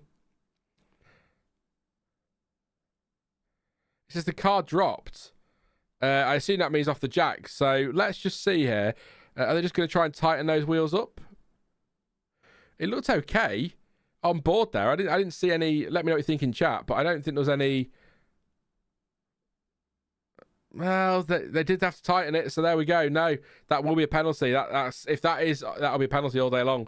Carlos Sainz is in the pit lane here. He was starting to close on Lando Norris, by the way. So the gap down to 3.8 seconds as Lawson leaves the pits. In comes Sainz. Good stop for Ferrari. 2.2 seconds there for Carlos, who will rejoin, I believe, behind, tight with Russell, but I think he'll be behind Russell. And now, yeah, there you go. Immediately Norris, box. So, yeah, he'll rejoin behind Russell, but there is a gap, so he should be okay in a bit of clear air. Does he beat Verstappen? Yes, he does. Max at the moment is in... where are we? I've lost... I want to watch Liam Lawson. Here we go. Liam Lawson pits. That's what I was looking for. Left front on. So the car drops and he pulls away. The light was red, but then the mechanic sends him off. So, actually, to be fair, no. When you look at the onboard on the way out of the pits, the left front doesn't look on at all. So the wheel wasn't tightened on, and then they've sent the car with the green light. So it dropped and then he went, but the light was red, and then they've sent him anyway and set the light green. So we're watching a replay now on pit exits. Let's have a look. Oh, yeah, it's not on. So there's sparks coming off it. No, it's not on at all. It's not tightened. So, yeah, that'll be a penalty all day long for Liam Lawson for an unsafe release. Which would be a shame for him, but I don't think points are on the cars today, realistically. Lots has happened here, so I hope Stuart's taking notes for the for the race reaction. Yeah. Here goes Lando Norris, and he's in the pits. Good stop. 2 points. Come on, graphic update. Tell us. 2 point something. Yeah, unsafe release been noted. 2 seconds on the nose for Norris. So 2/10 quicker than Sainz, who did a purple final sector, by the way. We need to be watching pit exit if we can, because this is a bit closer than I think we're expecting, but Norris does rejoin in the lead. 2.4 second stop for George Russell. He's racing Leclerc here, and yeah, so Sainz is behind Norris, but only 1.6 behind them, and a 17.6 in the first sector for Sainz. That is purple. So we might have a scrap here, but Norris should pick up his pace now once the tyres get up to temperature. But yeah, Leclerc does get ahead of Russell, as does Gasly. So now it's plan C, Leclerc told, and then he says that is optimistic in my opinion. So there you go. So is that a one stop from there, are they thinking? I don't know, but Leclerc is ahead of Gasly and is ahead of Russell, and Gasly is still ahead of George as well. So good stuff there from Pierre Gasly with his lap times. Now, can George just get this done? What is Pierre going to do? He's gone to... He's I'm not really sure what happened there. I thought he was going to send it, but maybe thinking no point with the second DRS zone detection there. So maybe felt better to wait for turn 9 and get the move done. But he seemed to back out there of the move, did George? But here we go. Down the inside of turn 9 he's going to go. George Russell passes, finally, you have to say, passes Pierre Gasly for what is currently P6 on the road, but will be P4 once Max Verstappen and Lewis Hamilton pit. Carlos Sainz, fastest lap of the race, 28.1. Purple final sector for Norris, though, so he's built the gap to 2 seconds. So they're in this Ferrari, but at the moment, I would still say, looks pretty much like Norris has this under control. Famous last words. It would be good to see Sainz do this one, but yeah, they are pushing hard here. And that is Franco. Oh, Franco Colapinto is retiring. He's in the pit lane. End of his Abu Dhabi Grand Prix. James Vowles apologising over the radio. Back to a reserve role. Told it's been a pleasure this year. Back to his reserve role for next season. He's certainly made an impression, hasn't he, as Franco Colapinto? Yes, difficult last few races with a lot of accidents, to put it mildly, but he's shown pace. He's shown he's got some talent and some potential there. I'm sure somebody will be looking at him for the future. But yeah, that's Colapinto out of his final Grand Prix, joining Sergio Perez as the 2 retirees. Of course, Perez retiring on the first lap after Bottas hit him and put him into a spin at turn 6. So yes, so 2 drivers who are probably in their last race for at least a while out already. Bottas down in 17th, Zhou in 14th, and Magnussen 12th. So really, nobody leaving is having a cracking race. Drivers leaving teams, Hulkenberg, of course, leaving. He's up in 8th place at the minute, so a good race for him. So Sainz as well in 2nd place, but in terms of leaving F1 altogether for now, not great. Yeah, Hulkenberg. Sorry, I was looking at Hulkenberg on track there, and he's on the radio.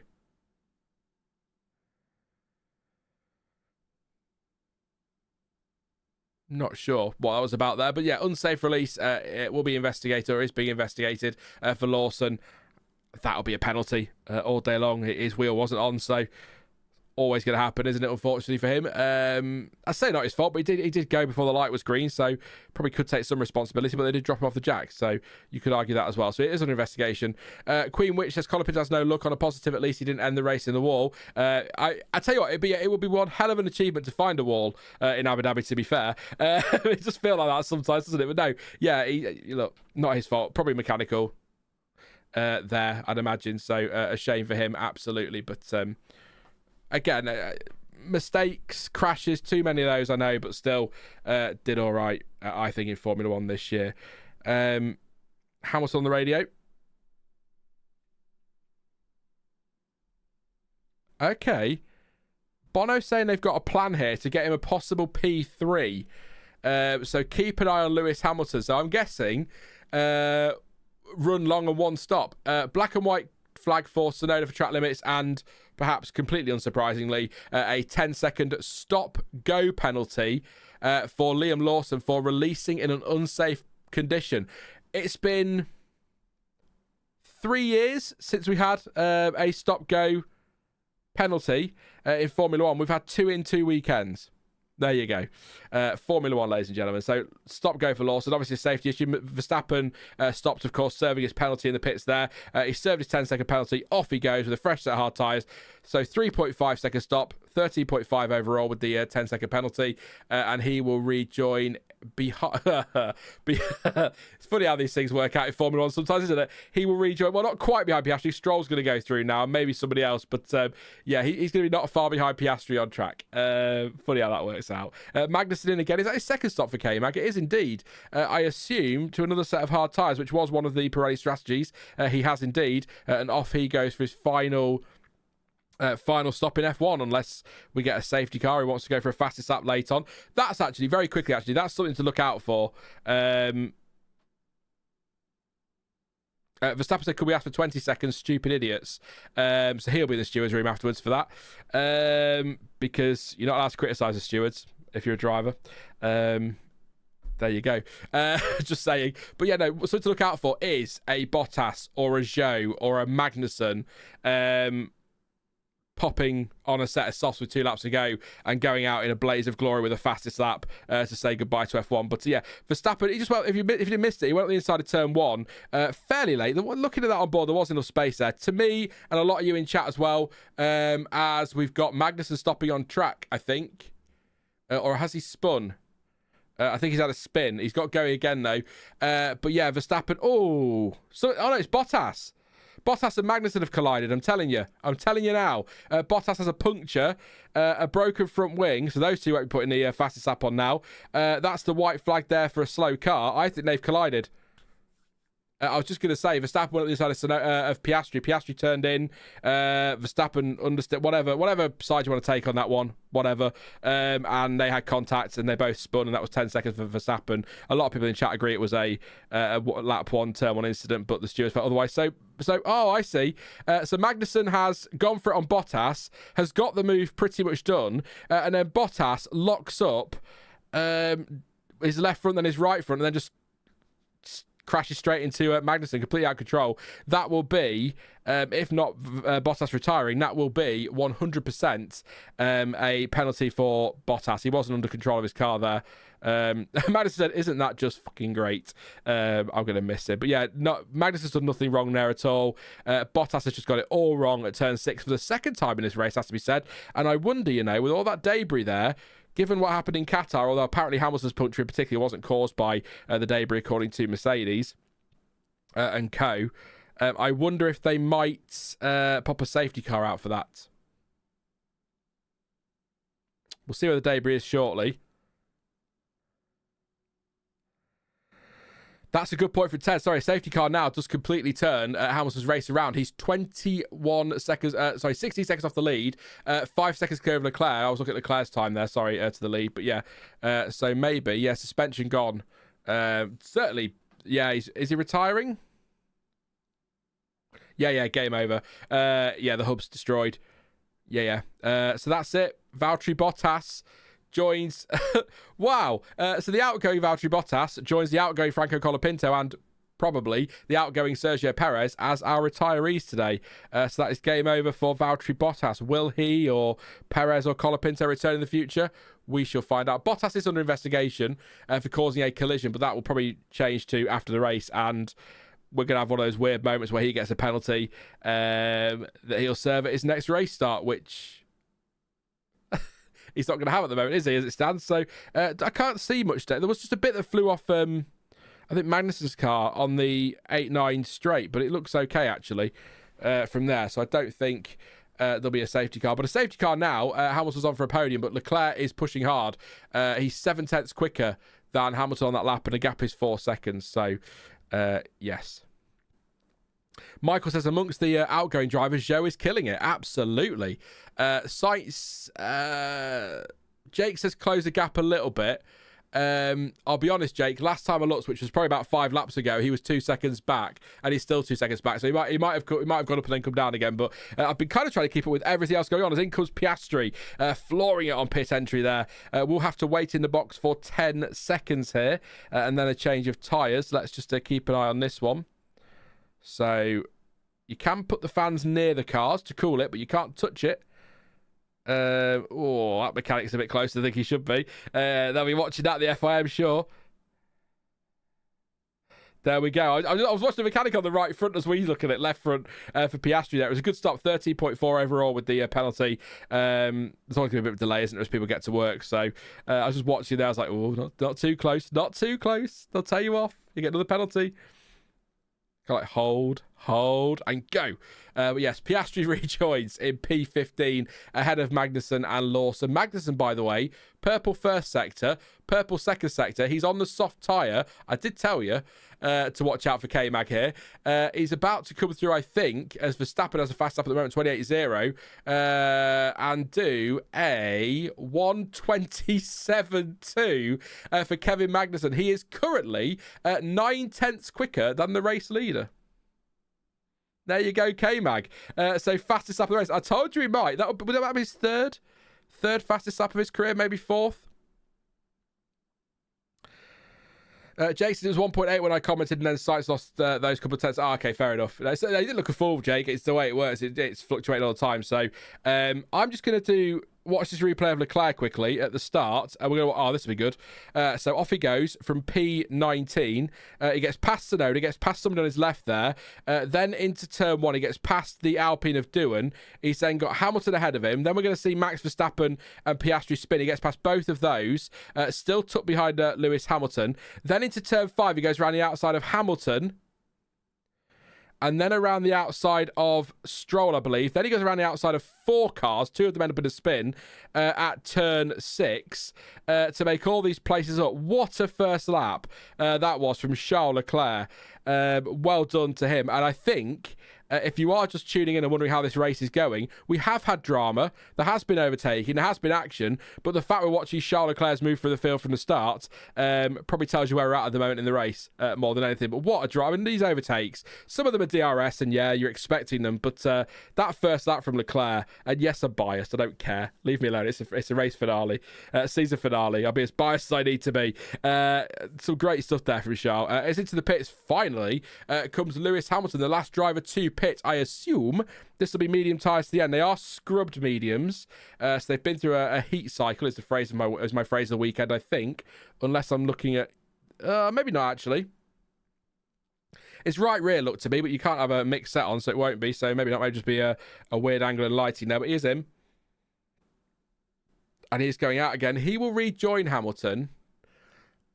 He's got Alonso coming through, and I think is he going to get? Oh, he's going to be just ahead of Fernando Alonso and Max Verstappen. I love storylines in F1. It's not his final race in F1. You'd be forgiven for thinking it was, the way that F1 are planning the celebrations post-race. Lewis Hamilton will be back next season in a Ferrari, but it's his last race for Mercedes, and he rejoins after his pit stop in front of his former arch-nemesis, Fernando Alonso, and his other former arch-nemesis, Max Verstappen. There you go. Just the way it works sometimes in F1, but yeah, all said in good fun. Some great battles between all of them, of course. Some not so great, but some great battles nevertheless. So I'm going to take a quick drink, or have a quick drink, whatever. While I'm doing that, please do drop a like and subscribe. It would be greatly appreciated. We're nearly at 200 likes, and we are getting some subs as well, so please do subscribe and drop a like while I have a drink. You've got about 10 seconds. Oh, you've got all afternoon, but yeah, you've got about 10 seconds.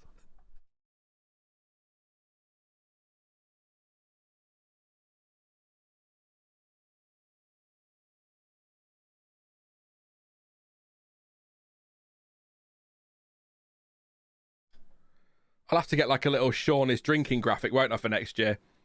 Don't worry, I've not died. Sean's just having a drink. Or something like that. There you go. But yes, that was a much needed drink, actually. Very excited drink again. I'm still making my way through the 32 million bottles of orange and mango squash I bought, because it was on offer and I was like, this is really tasty. So I bought loads of it. And now I'm sick to death of it, but I'm determined to drink it. It's as simple as that. Here we go then. Max Verstappen on the back of Fernando Alonso. Sorry, the championship now. Ferrari 33 points, McLaren 25. It's not enough for Ferrari, but any mistake, as Verstappen does get through under DRS on Alonso for P8, any mistake at all for Norris, any mechanical problem, and the door is wide open potentially. But seems to be under control here, Lando. 3.2 clear now of Sainz. I refuse to get my hopes up because, as any Ferrari fan will tell you, it's the hope that kills you. So there's just no point. There's no point. So if they do it, great. If they don't, never mind. Good season. There you go. Oh, right then. 37 of 58. We're on lap 37 of 58. Thank you for the likes, by the way. Thank you. 1,600 of you here, nearly 1,700. Thank you to Neil, to Yuki FPS, to, is it Ronit or Ronit? Or Ronit, you know who you are. Thank you very much. And to Wildlife 2126 as well. Thank you so much for subscribing. I know that some of you will have subscribed and I haven't given you a shout out. That's not because I'm ignoring you. It's just because Streamlabs doesn't show me everybody. I don't know if there's a settings thing that you have to go into. I don't know. But yeah, if you have subscribed and I'm not giving you a shout out, thank you very much, and I appreciate the support. Like I say, lots to come. We're live an hour and a half after the race with the race reaction. We're live on Wednesday with the Wednesday waffle for a post-season chat, and then we've got the winners and losers video on Saturday. There's a Hamilton video to go out, probably a Perez one as well, at some point before Christmas, and then there'll be some evergreen stuff as well into the new year, which I'm looking forward to doing. So appreciate the support, and then of course, before you know it, we'll be sat here at 6 o'clock in the morning, UK time, doing the testing streams for 3 days. So, and that's when you need to save your best questions for, you know, favourite pot noodle, best cheese, favourite flavour of yogurt, that's a classic. Do you like Robot Wars? You know, save them for them. Best conversations. I'm not answering all of those now. The answer to a favourite flavour of cheese is cheese. Simple as. Lando Norris, 3.2 seconds clear of Carlos Sainz with Charles Leclerc 20 seconds back on his teammate, but is sort of the match each other's pace, really, those two. 2-3 tenths slower than Norris up front on the last lap. So there we go. Yeah, I'll do some more shout outs for subs in a minute. Just while we're sort of in this little phase now, we'll wait for things to warm up again. If they do warm up, hopefully they will. And then we'll see how we go. But yeah. Good point, actually. There's Alonso pits. Good point there from Ted. I've not been keeping an eye on it, but Gasly doing everything that Alpine need there for the 6th place in Constructors. Hulkenberg's going to have to make a move and get up the road, I think, and chase down Russell, but I don't think he will. In fact, actually, they're matching to the pace, Hulkenberg and Gasly, so that's probably that. Zhou, by the way, is currently P10 and has pitted. Albon's up to P9. So just a second here. Just a second.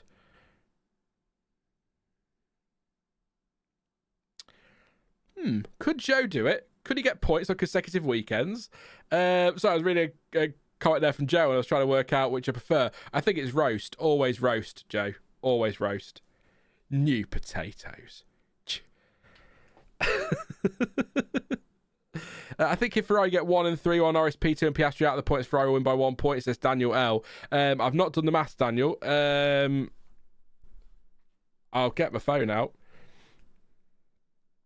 And I'll have a go. 25 and 15 is 40 minus 18 is 22. You're right, yeah. Unless, of course, Norris gets fastest lap back, which he's going to have to do soon because K-Max got it in the bag on a 27.2. And as I say that, George Russell does the purple first sector. There we go.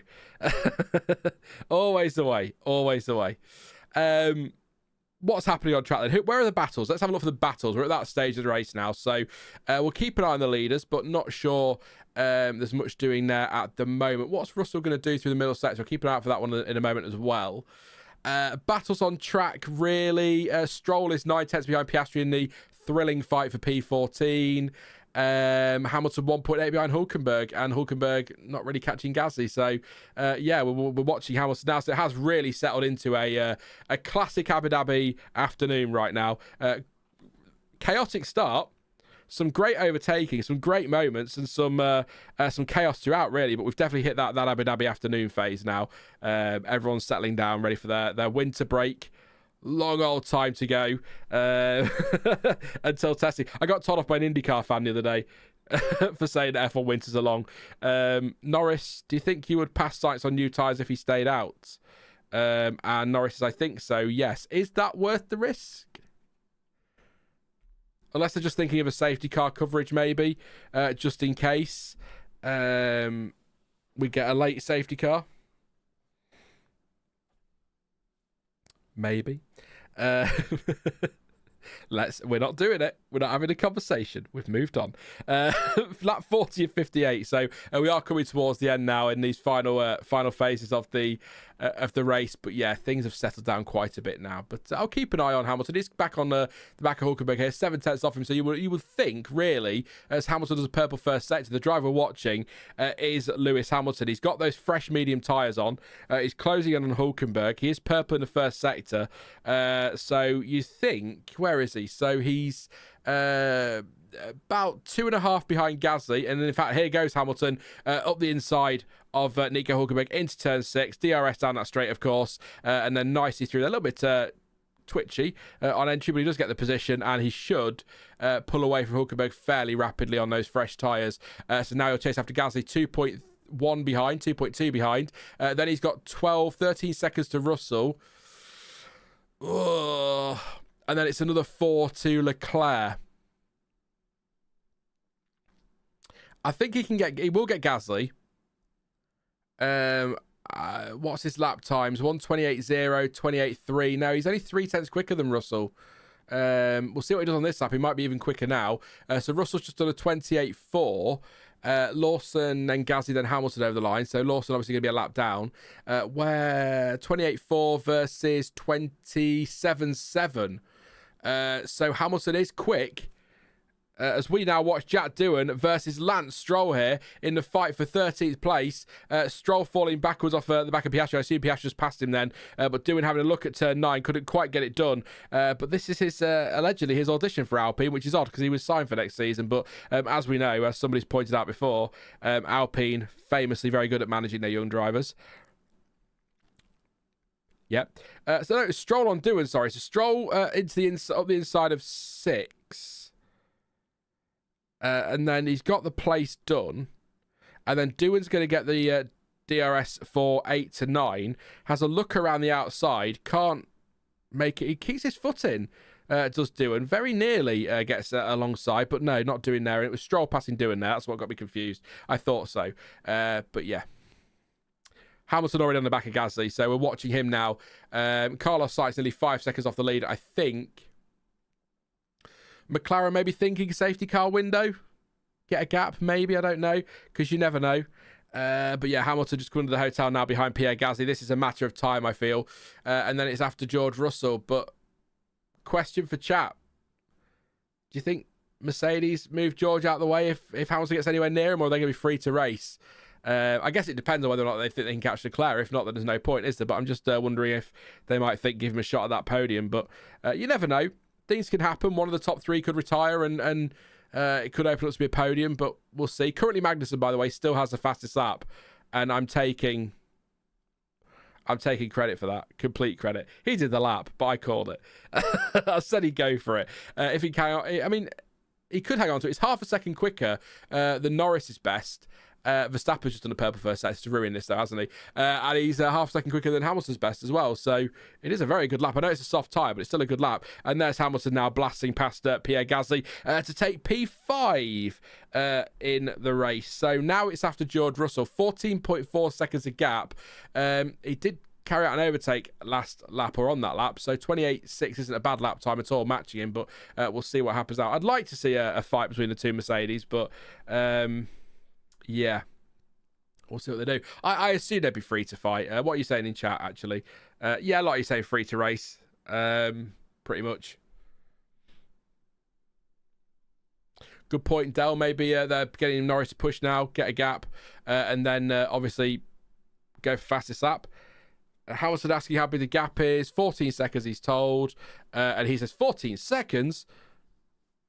Toto says you could do that in his voice. I can't. I'm not even going to try. Norris's tyres, 16 laps for Norris at the moment on the hard tyre. I'll just readjust actually, and we can have a look in a sec. I'll try not to interfere with the track map too much, if at all. So 16 laps for Norris, 17 laps for Sainz, 22 for Leclerc. He's still got good pace on Leclerc. 16 for Russell, 9 for Hamilton, 28 and 29 for Gasly and Hulkenberg respectively, surely. Are they going to get those to the end from there? They should do, surely. 13 for Verstappen and 30 for Albon and only 20 for Tsunoda. So there's your top 10 entire life. Why not? That's Max Verstappen overtaking Nico Hulkenberg, I believe, to get through into P7. He has indeed. There we go. Quickly refresh the stream because you never know. Oh, black and white flag for Jack Doohan for track limits. Don't forget we've got Stroll out there on black and white flag, and I want to say Tsunoda, I believe, off the top of my head. So there you go.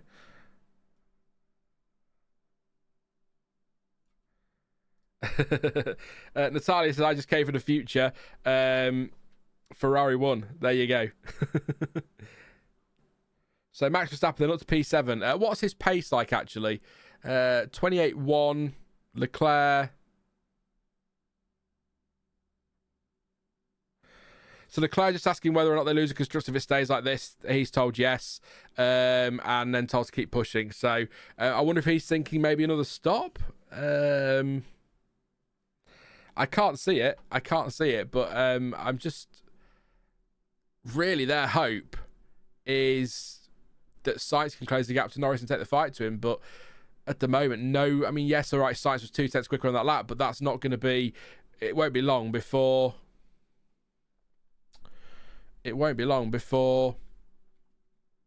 Norris responds to that, I'd imagine. I'm just checking socials, see what's happening. Make sure I've not missed anything. I can't see anything. There's nothing. What I'm trying to find, and I haven't found it yet, is the Verstappen decision. But that's probably something for the post race. To be fair, the post race stream rather than trying to look for it on a live stream. But yeah, it'll be interesting to see what happens from here with some drivers. We'll see, find out. So penalty points for Bottas and Piastri, by the way. That's confirmed. So just to let you know. So penalty points for those. I don't think Bottas will be too worried about that today. Yeah.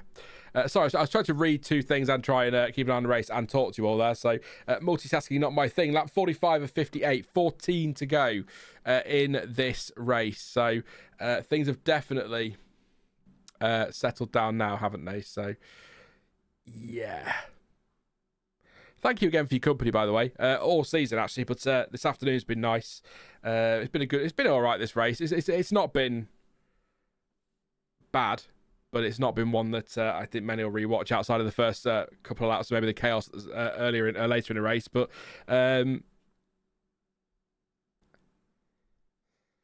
so Norris been told that Leclerc 24 laps on his tyres is struggling with graining. So I mean, Magnussen's pacey here. Lap times 28.8. No, I'm looking at the wrong thing. Ignore me. Here comes Max Verstappen then on Pierre Gasly. That'll be for P6, and that is done and dusted. His next target is Lewis Hamilton. Hamilton's flying though, 27.2. Only just, by the way, slower than Kevin Magnussen's fastest lap from earlier in the race on the soft tyre. So whether K-Mag in 16th might fancy another set of softs if he's got them, we'll soon find out, won't we? But I think Norris is probably okay, barring a big mistake or some sort of mechanical issue or a collision between back markers that he gets caught up in. I don't know. As Fernando Alonso passes Yuki Tsunoda for what will be the final point. Piastri all over the back of Tsunoda here as well. So you'd expect Piastri to get through. Points here for Piastri will be a good turnaround, it's got to be said. Whoa! Piastri very nearly losing it in turn 11. Big snap and a big catch following Yuki Tsunoda there. Dirty air and pushing hard. That got me a bit excited there. Woke me up. It probably woke him up as well, I'd imagine. We'll watch that again. So it's actually turn 12, I think. No, it's turn 11. Yeah, 10, 11. Oh. That could have been... I'd say the off-board's somehow more impressive, particularly the front shot on that one. So that was close.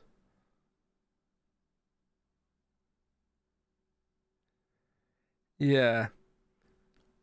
Martin Brundle, sorry, I'm answering Martin Brundle. They're just talking about maybe pitting Sainz and then chasing Norris on some fresh tyres, do something different, maybe.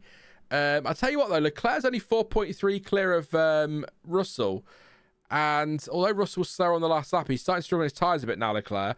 So that's something to keep an eye on there. But I think we are looking at one stop. But I'm just wondering, I think Martin Brundle's got a point here. 21 seconds back to Leclerc, nearly 22. I feel like Sainz could pit for a fresh set of tyres, maybe softs, and just try and chase down Norris, try something different. Again, as Martin Brundle said, I'm literally nicking what he said, but it's a good point, you know. Is it worth trying? So you've got nothing to lose at this point. Stick on some softs. 10 laps to go. Second a lap quicker. It wouldn't be enough, of course, but it might put the pressure on McLaren. Piastri being told to be calm. The pace is there. That was quite a scary moment there for Oscar, but good catch. Yeah, that's about the only hope I think for Ferrari today is try something different or some sort of chaos late on, but we'll see. We'll see what they decide to do. Ferrari, of course, renowned for their excellent calls on strategy. Yeah. Come on, Stroll, you were so close to Norris, you can do it, says Rama. I'm hoping you're talking about Stroll getting involved somehow here. Let's put it that way. Maybe he will. Maybe he's a big Ferrari fan at heart. I think most people are. And if you say you're not, I don't believe you.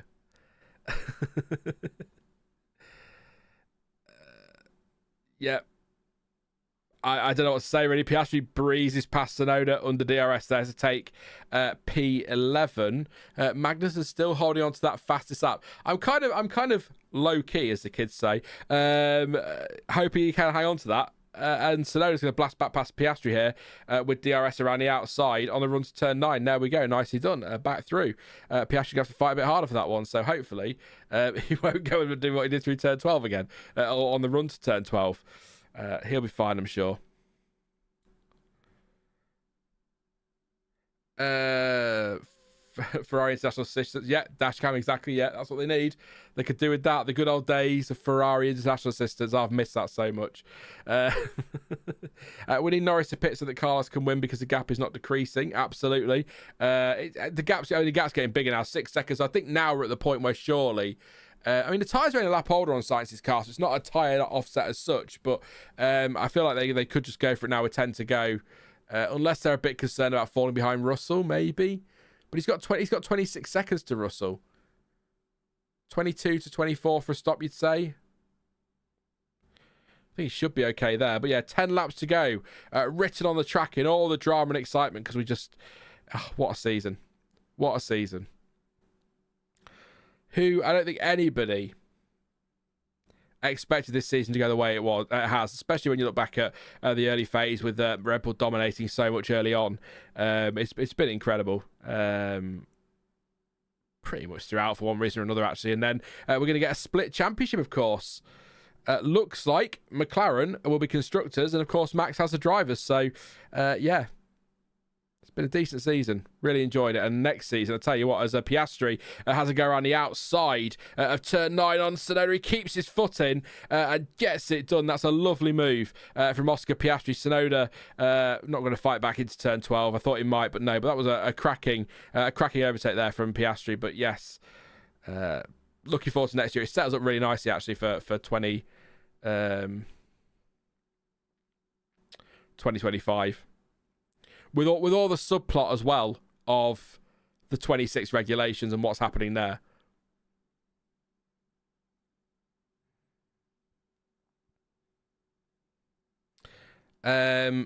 Just Going says people actually admiring the most hated driver on the grid. Who's that? It depends who you're talking to, Just Going, because some people say it's Hamilton, others will tell you it's Leclerc, others will tell you it's Norris, others will tell you it's Verstappen, because people can't shake their biases, or biases. So no, we don't do that here. But yeah, the dirty area is terrible. I'm struggling a lot, says Norris. He is behind, or was behind, Lance Stroll, who's hopped out of the way. So there we go. Hamilton's quick here still.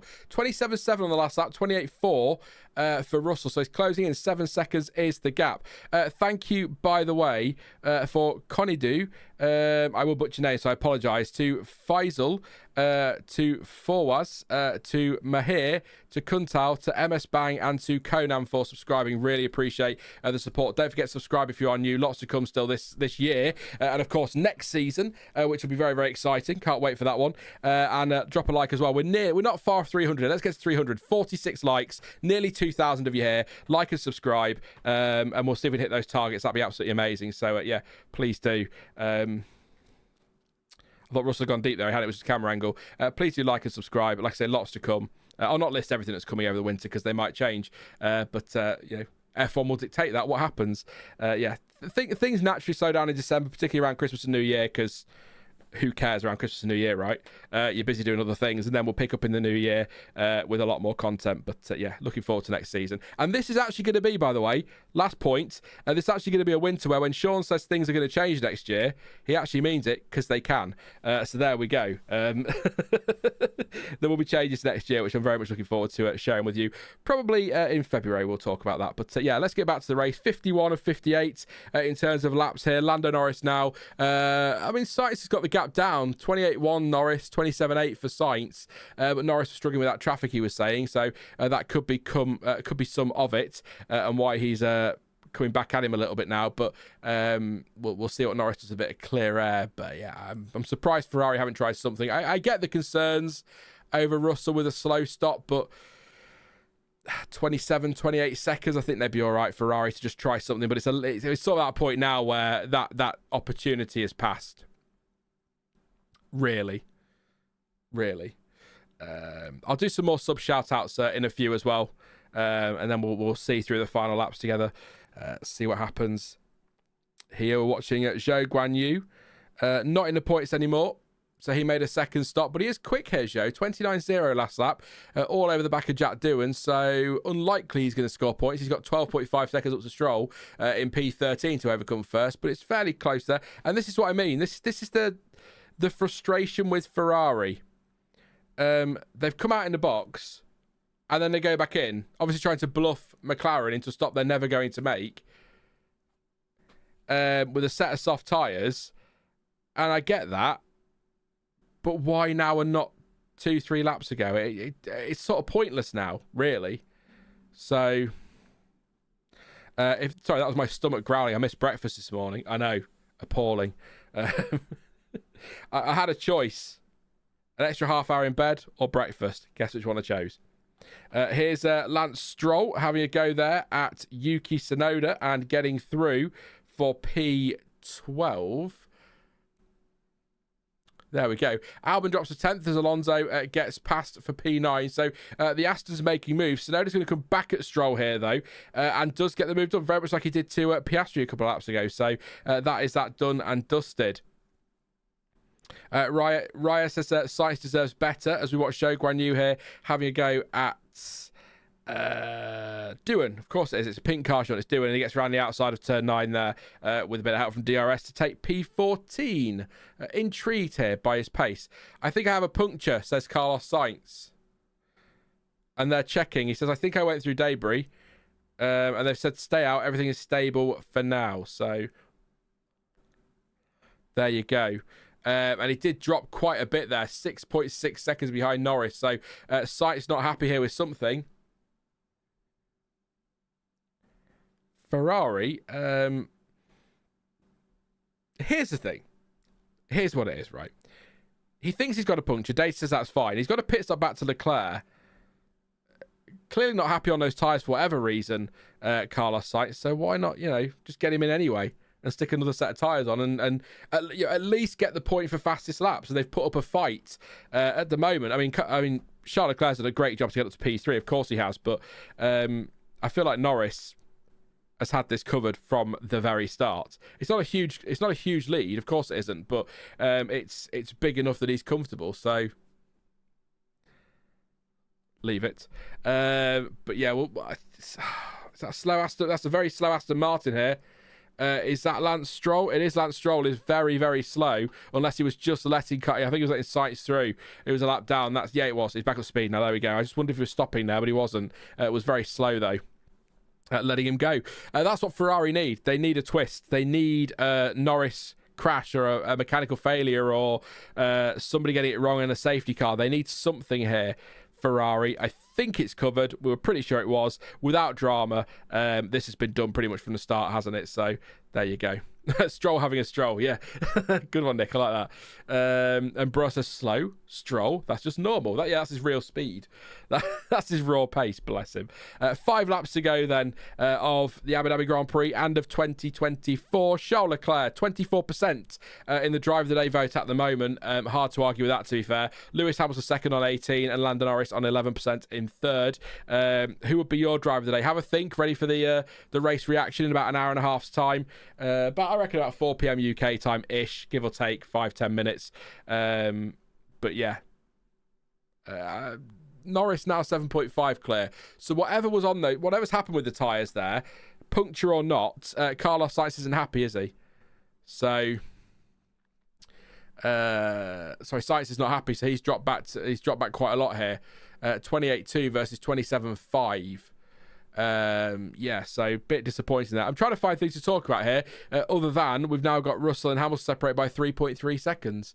Battles on track. Stroll fighting with Tsunoda for P12. Albon 1.4 behind Piastri, but Piastri is considerably quicker in 10th place. So actually now Piastri's in the points. That gives Ferrari even more of a headache if they want to try and do something, but I don't think it's going to happen now. So Hulkenberg 3 seconds behind Gasly. There's not really much. We're really watching Hamilton versus Russell now for what will be P4, and Russell has dropped back from Leclerc 6.2 seconds now, so that's pretty much done. There you go. we are basically waiting now, aren't we, for the flag? Or for something to happen. Yes, we've got 2,100 of you here. Thank you so much for tuning in. Really do appreciate. I love it when we get up to 2,000 for some reason. It's just a nice number. So thank you everyone who's tuned in today and this season. It's been great. Please do drop a like, by the way. 26 away from 300. You guys should be absolutely easily able to smash that, so please do drop a like. We massively appreciate it, and subscribe as well. I will do some shout outs when the flag drops at the end now, because we haven't got a few laps to go. So 7.5 seconds from Lando. Leclerc asked how far Sainz was from Norris. He says 7.5, the engineer did, and Leclerc responded with beep, so I assume he's not happy. But yeah, stay in track limits. There you go. So it'll be 26 points for McLaren, 33 for Ferrari. They'll be 14 points between them. That went down away in the end there. Something like that. Come the end of the season. And it's going to be one of those years where you could go back and you can pick it apart and say, well, if Ferrari had done this, they could have got it. But also, if McLaren had done that, they could have had a bigger lead. And maybe the driver... Just, yeah, one of those weird seasons. I don't feel like one moment has decided this season at any point in either championship. So, which is great. That's what we want. Well done, everyone. We smashed through 300. Thank you so much for that one. And I tell you what, I think on subs, very quickly, I won't keep banging on about it, I promise. We're not far from the target, actually, on the subs. So, another few, and we'll get there. So that'd be appreciated. So please do so. I promise I'll do some shout outs for anyone who appears on Streamlabs shortly. But I want to see these last couple of laps through now. 3 laps to go with the... I nearly choked on stream. 3 laps to go in 2024 and Sean just dies. It'd just be so me. Classic. Remember that time I died on stream? 56 of 58. It is all about the Mercedes pair now. Hamilton 1.5. Yannick Sinner is a tennis player, apparently. World number 1. I don't follow tennis, so he's got the flag today. But yeah, 1.5 seconds between the... 2 Mercedes. I do recognise that name now I've said it. Yeah, I do. Weirdly. I'm not a tennis follower, but I was like, I do know that name from somewhere. And there you go. That's why. 7.5 seconds up front. It was, like I said, it was pretty much done from early on. It's definitely done now, unless something happens. But now, what are Mercedes going to do? I hope they let them race. We want to see them battling, but not really. What's the lap times like? So, Russell 28.3. Yeah, Hamilton 27.3. He's so much quicker. Apparently, he won the Australian Open and the US Open this year. There we go. Thank you, Nick. I appreciate that one. I will know now. So when it pops up on a quiz over Christmas, I'll know, you see. George, stating the obvious, keep it super clean with Lewis. To which George says, yeah, of course. Of course I'll keep it super clean, guys. Why would I do anything other than that? I love that. It goes without saying, but I'm going to say it anyway, just to make sure you know. 1.2 seconds behind them. Norris has pretty much won. Well, Norris has won. Sainz second, Leclerc third. We've still got another lap and a half to go, but that's not happening now. It's now for the battle for fourth. Also, final points is going to go to Piastri here. He's 2.5 behind Alonso. Is a bit quicker, half second last lap, but not enough time, I don't think, to get it done. Albon's not under any threat now. Tsunoda's still all over Stroll there, still battling away. That's pretty much it. So it is all about the Mercedes as Lawson overtakes Magnussen. Is Magnussen coming in for another set of softs to consolidate that fastest lap? He is going back out on a fresh set of softs, I think. So Kevin Magnussen, I told you, he already had it. And he's going for it again for fastest lap of the race on a fresh set, or a set of softs that have done 3 laps. And he's got the clear air to do it. Hamilton's pushing, though. Purple first sector and a 37.7 in the middle. So he's on a very good lap here, but he has got DRS and a tow from his teammate. But they're going to squabble now through this final sequence of corners. Ruby says, get out of the way. We've got a yellow flag. It's Liam Lawson, who's going to ruin all our fun now. He is stopping on track, I assume. I mean, we wanted a late safety car. Not sure how Ruby feels about a late safety car today, but probably not very good about it. But no, it's too late for anything like that to happen. They might throw a safety car. It depends where Lawson stopped, but he has stopped on track. It's got no. They've stopped. They've got. Oh, he's pulled over with a mechanical failure there. Smoke and all sorts coming out. But the yellow flag has been retired. They've got rid of the yellow flag, so it's obviously well out of the way there. So this is it then. We're watching. So there is no yellow. So Hamilton will get DRS down this straight. I'm surprised. Where is Lawson's car? He is well out of the way, to be fair. DRS is enabled again. They're saying disabled on Sky. It's definitely enabled. We'll see here. But Lando Norris is coming through the final sector now for his, I want to say 6th win of the year. You'll tell me if I'm right. It might be 5th. But yes. Here we go. Lando Norris into the final corner for McLaren. He's going to get the fireworks. Here he is. He wins the Abu Dhabi Grand Prix, the 2024 Abu Dhabi Grand Prix. Victory for McLaren, victory for Norris. It is the Constructors title as well. As Lewis Hamilton goes around the outside of George Russell at turn 9. They're side by side. Very close. I want to see the Ferraris over the line. But Lewis Hamilton passes George Russell at turn 9 around the outside on the final lap. lap. Great stuff there from Hamilton. But McLaren, for the first time in over a quarter of a century, 26 ruddy years, are Constructors champions. Ferrari gave it as much as they could. They were second and third. What a comeback from Leclerc. Lewis Hamilton in his final race for Mercedes takes P4. George Russell P5. What a great scrap on the final lap that was. It is going to be sixth for Verstappen. When he reaches the line, the fireworks have already gone. Over the line goes Verstappen for P6. And then we've got a long, long wait for the moment that if he's here, he is here, Kevin cannot wait for. Pierre Gasly coming through turn 14 to wrap up P6 in the Constructors for Alpine. And I believe P10 in the Drivers' Championship, Kevin. Get the champagne ready, mates. It's going to happen. Pierre Gasly takes P7, another great drive from him. Hulkenberg 8th, Alonso 9th, Kevin Magnussen gets the fastest lap with a 25.6 on the final lap. A 5-second time penalty for Stroll, who cares? And Oscar Piastri takes the final point for P10. That means that McLaren are the Constructors champions again for the first time in 26 years. You know how I love these things. They scored 26 points to do it today. There you go. 33 points for Ferrari. They've ended up second. Red Bull, they got 8 points today with Checo retiring earlier on. Third for Red Bull in the end. Mercedes were fourth with 22 points today. Fifth for Aston Martin on 22. It was 6 points for Alpine. In the end, they got sixth, and they were 5 clear of Haas, who got 4 points today. They take P7. RB didn't score, neither did Williams or Sauber. They were 8th, 9th, and 10th. And in the Drivers' Championship, Norris hung on to second place. I say hung on, I mean, pretty comfortable today, wasn't it? And Pierre Gasly did, by a single point, pip Nico Hulkenberg to a top 10 finish in 2024. It means nothing to us, really, unless you're a fan of those drivers. But driver bonuses, they're a thing, and whether you care or not as a driver, it's still surely better to finish 10th and 11th. But Kevin Magnussen, again, I called it. I'm going to keep saying it. I got something right for a change. He went for fastest lap. He got it. All done. But McLaren Constructors champions. For those who are likely to disappear now, thank you so much for tuning in today. Thank you to Melifar, to Thomas, to Man Machine, Street Hawk, to Conan as well for subscribing. Really, really appreciate the support there. And everyone who's subbed today, whose name hasn't appeared on Streamlabs, appreciate you as well. So thank you so much. Please to drop a like before you go, though. 1,800 still here. 321 likes. Let's get a few more. Maybe 400. Could you get 80 more? Could you do it? Could you? I believe in you. Let's try and do that before we go. Ruby, thank you very much for your super chat. Says Lewis. Yeah, there you go. Lewis Hamilton up into P4 today. Great comeback drive.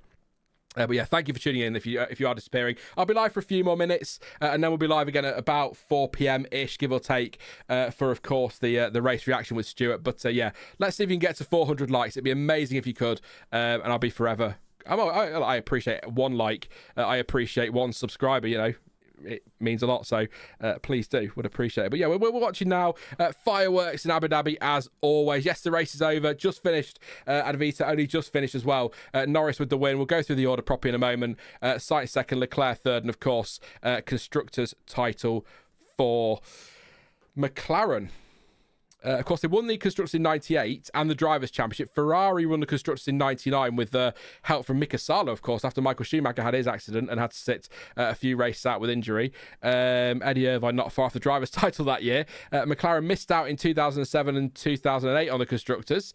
Ferrari taking the Drivers in one of those years. And, of course, Lewis Hamilton from McLaren taking the one in 2008. And so it's been a long old wait for them as Lewis Hamilton pulls up on the pit straight to do donuts. It's donuts time. Yes. Do you know what? It's probably why we're all here, really, is the donuts on the pit the start-finish straight with in Abu Dhabi. A bit close to the wall there, Lewis. Steady on, mate. But yeah, we do love watching the donuts. So there we go. Hamilton joins them on the grid to say goodbye to Mercedes, of course. I'll keep you updated. 41, by the way, away from 400. I wasn't sure you'd do it, but you've got a shot here. Will you fall short like Ferrari, or will you nail it like McLaren? That's my question to you. There you go. So, yes, donuts from Lewis Hamilton. Did we get donuts from Norris and Co., or did they not bother? But it is Hamilton's last race for Ferrari. For Mercedes, I will just confirm as well, by the way, for anyone who's unsure, Hamilton is still on the grid next year. He will be racing for Ferrari. He's not retiring. It feels very much like Sebastian Vettel, doesn't it? And his retirement a few years ago. All of this stuff on the grid. But I guess most successful team driver partnership, you're going to celebrate, aren't you, I suppose? So there we go. So let's see. Or throw it away like Red Bull. Yeah, well, very much excited canvas. Should have put that one in as well, shouldn't I? Or score nothing. Like Logan Sargent. There we go. But yeah. Hamilton getting out the car now. Last time in a Mercedes, in Mercedes gear. He won't test, I don't think, until... I think he's going to do some laps in January for Ferrari. Toto Wolff looks a bit emotional there. Understandable, really. But yeah, great stuff for McLaren. I mean, look, they've won the Constructors' Championship. That should be the focus. But of course, there's going to be a lot of focus on Hamilton's last race with Mercedes. Is he going to celebrate with Bono? Great move around the outside of turn 9, by the way, on that last lap. I got a bit excited watching it in the picture-in-picture there. They cut to it, understandably. Toto's always emotional one way, Kevin, I think, one way or another, but not always crying emotional. Which Hamilton may be, as he crouches by his car, looks at Ferrari and goes, "What have I done?" No, I'm sure not. I want what's his helmet off here. See what he's Norris and Zach Brown there hugging. Reminder: Andrea Stella is the team principal of McLaren. So just saying. Zach Brown likes me front and centre, doesn't he? Very much of everything there. But yeah, Mohammed Ben Sulayem there, back down there looking for somebody to fire. Doesn't look like anybody today, so should be okay. But yes, McLaren have won the Constructors, just to confirm. As we watch Lando Norris celebrate with the team, the Ferraris there congratulating Zach Brown, Carlos Sainz, former McLaren man, of course, and there's Lewis Hamilton, who looks, I tell you, sweaty. He's been pushing hard today, so understandable. But he looks emotional, and he's patting a Ferrari mechanic on the back there. I imagine see you next year. And there's the man he's replacing at Ferrari. Carlos Sainz, who, as I said at the start, has done nothing wrong with that team. Just unfortunately, Lewis Hamilton became available. That's all he's done wrong is Carlos Sainz not being Leclerc and Lewis Hamilton becoming available. Driver of the day for Charles Leclerc, fastest lap for Kevin Magnussen. I'll have a quick slug of a drink and then I'll run through the order before we wrap up. So that gives you a few minutes to get 32 likes in, or a few seconds, sorry, to get 32 likes in.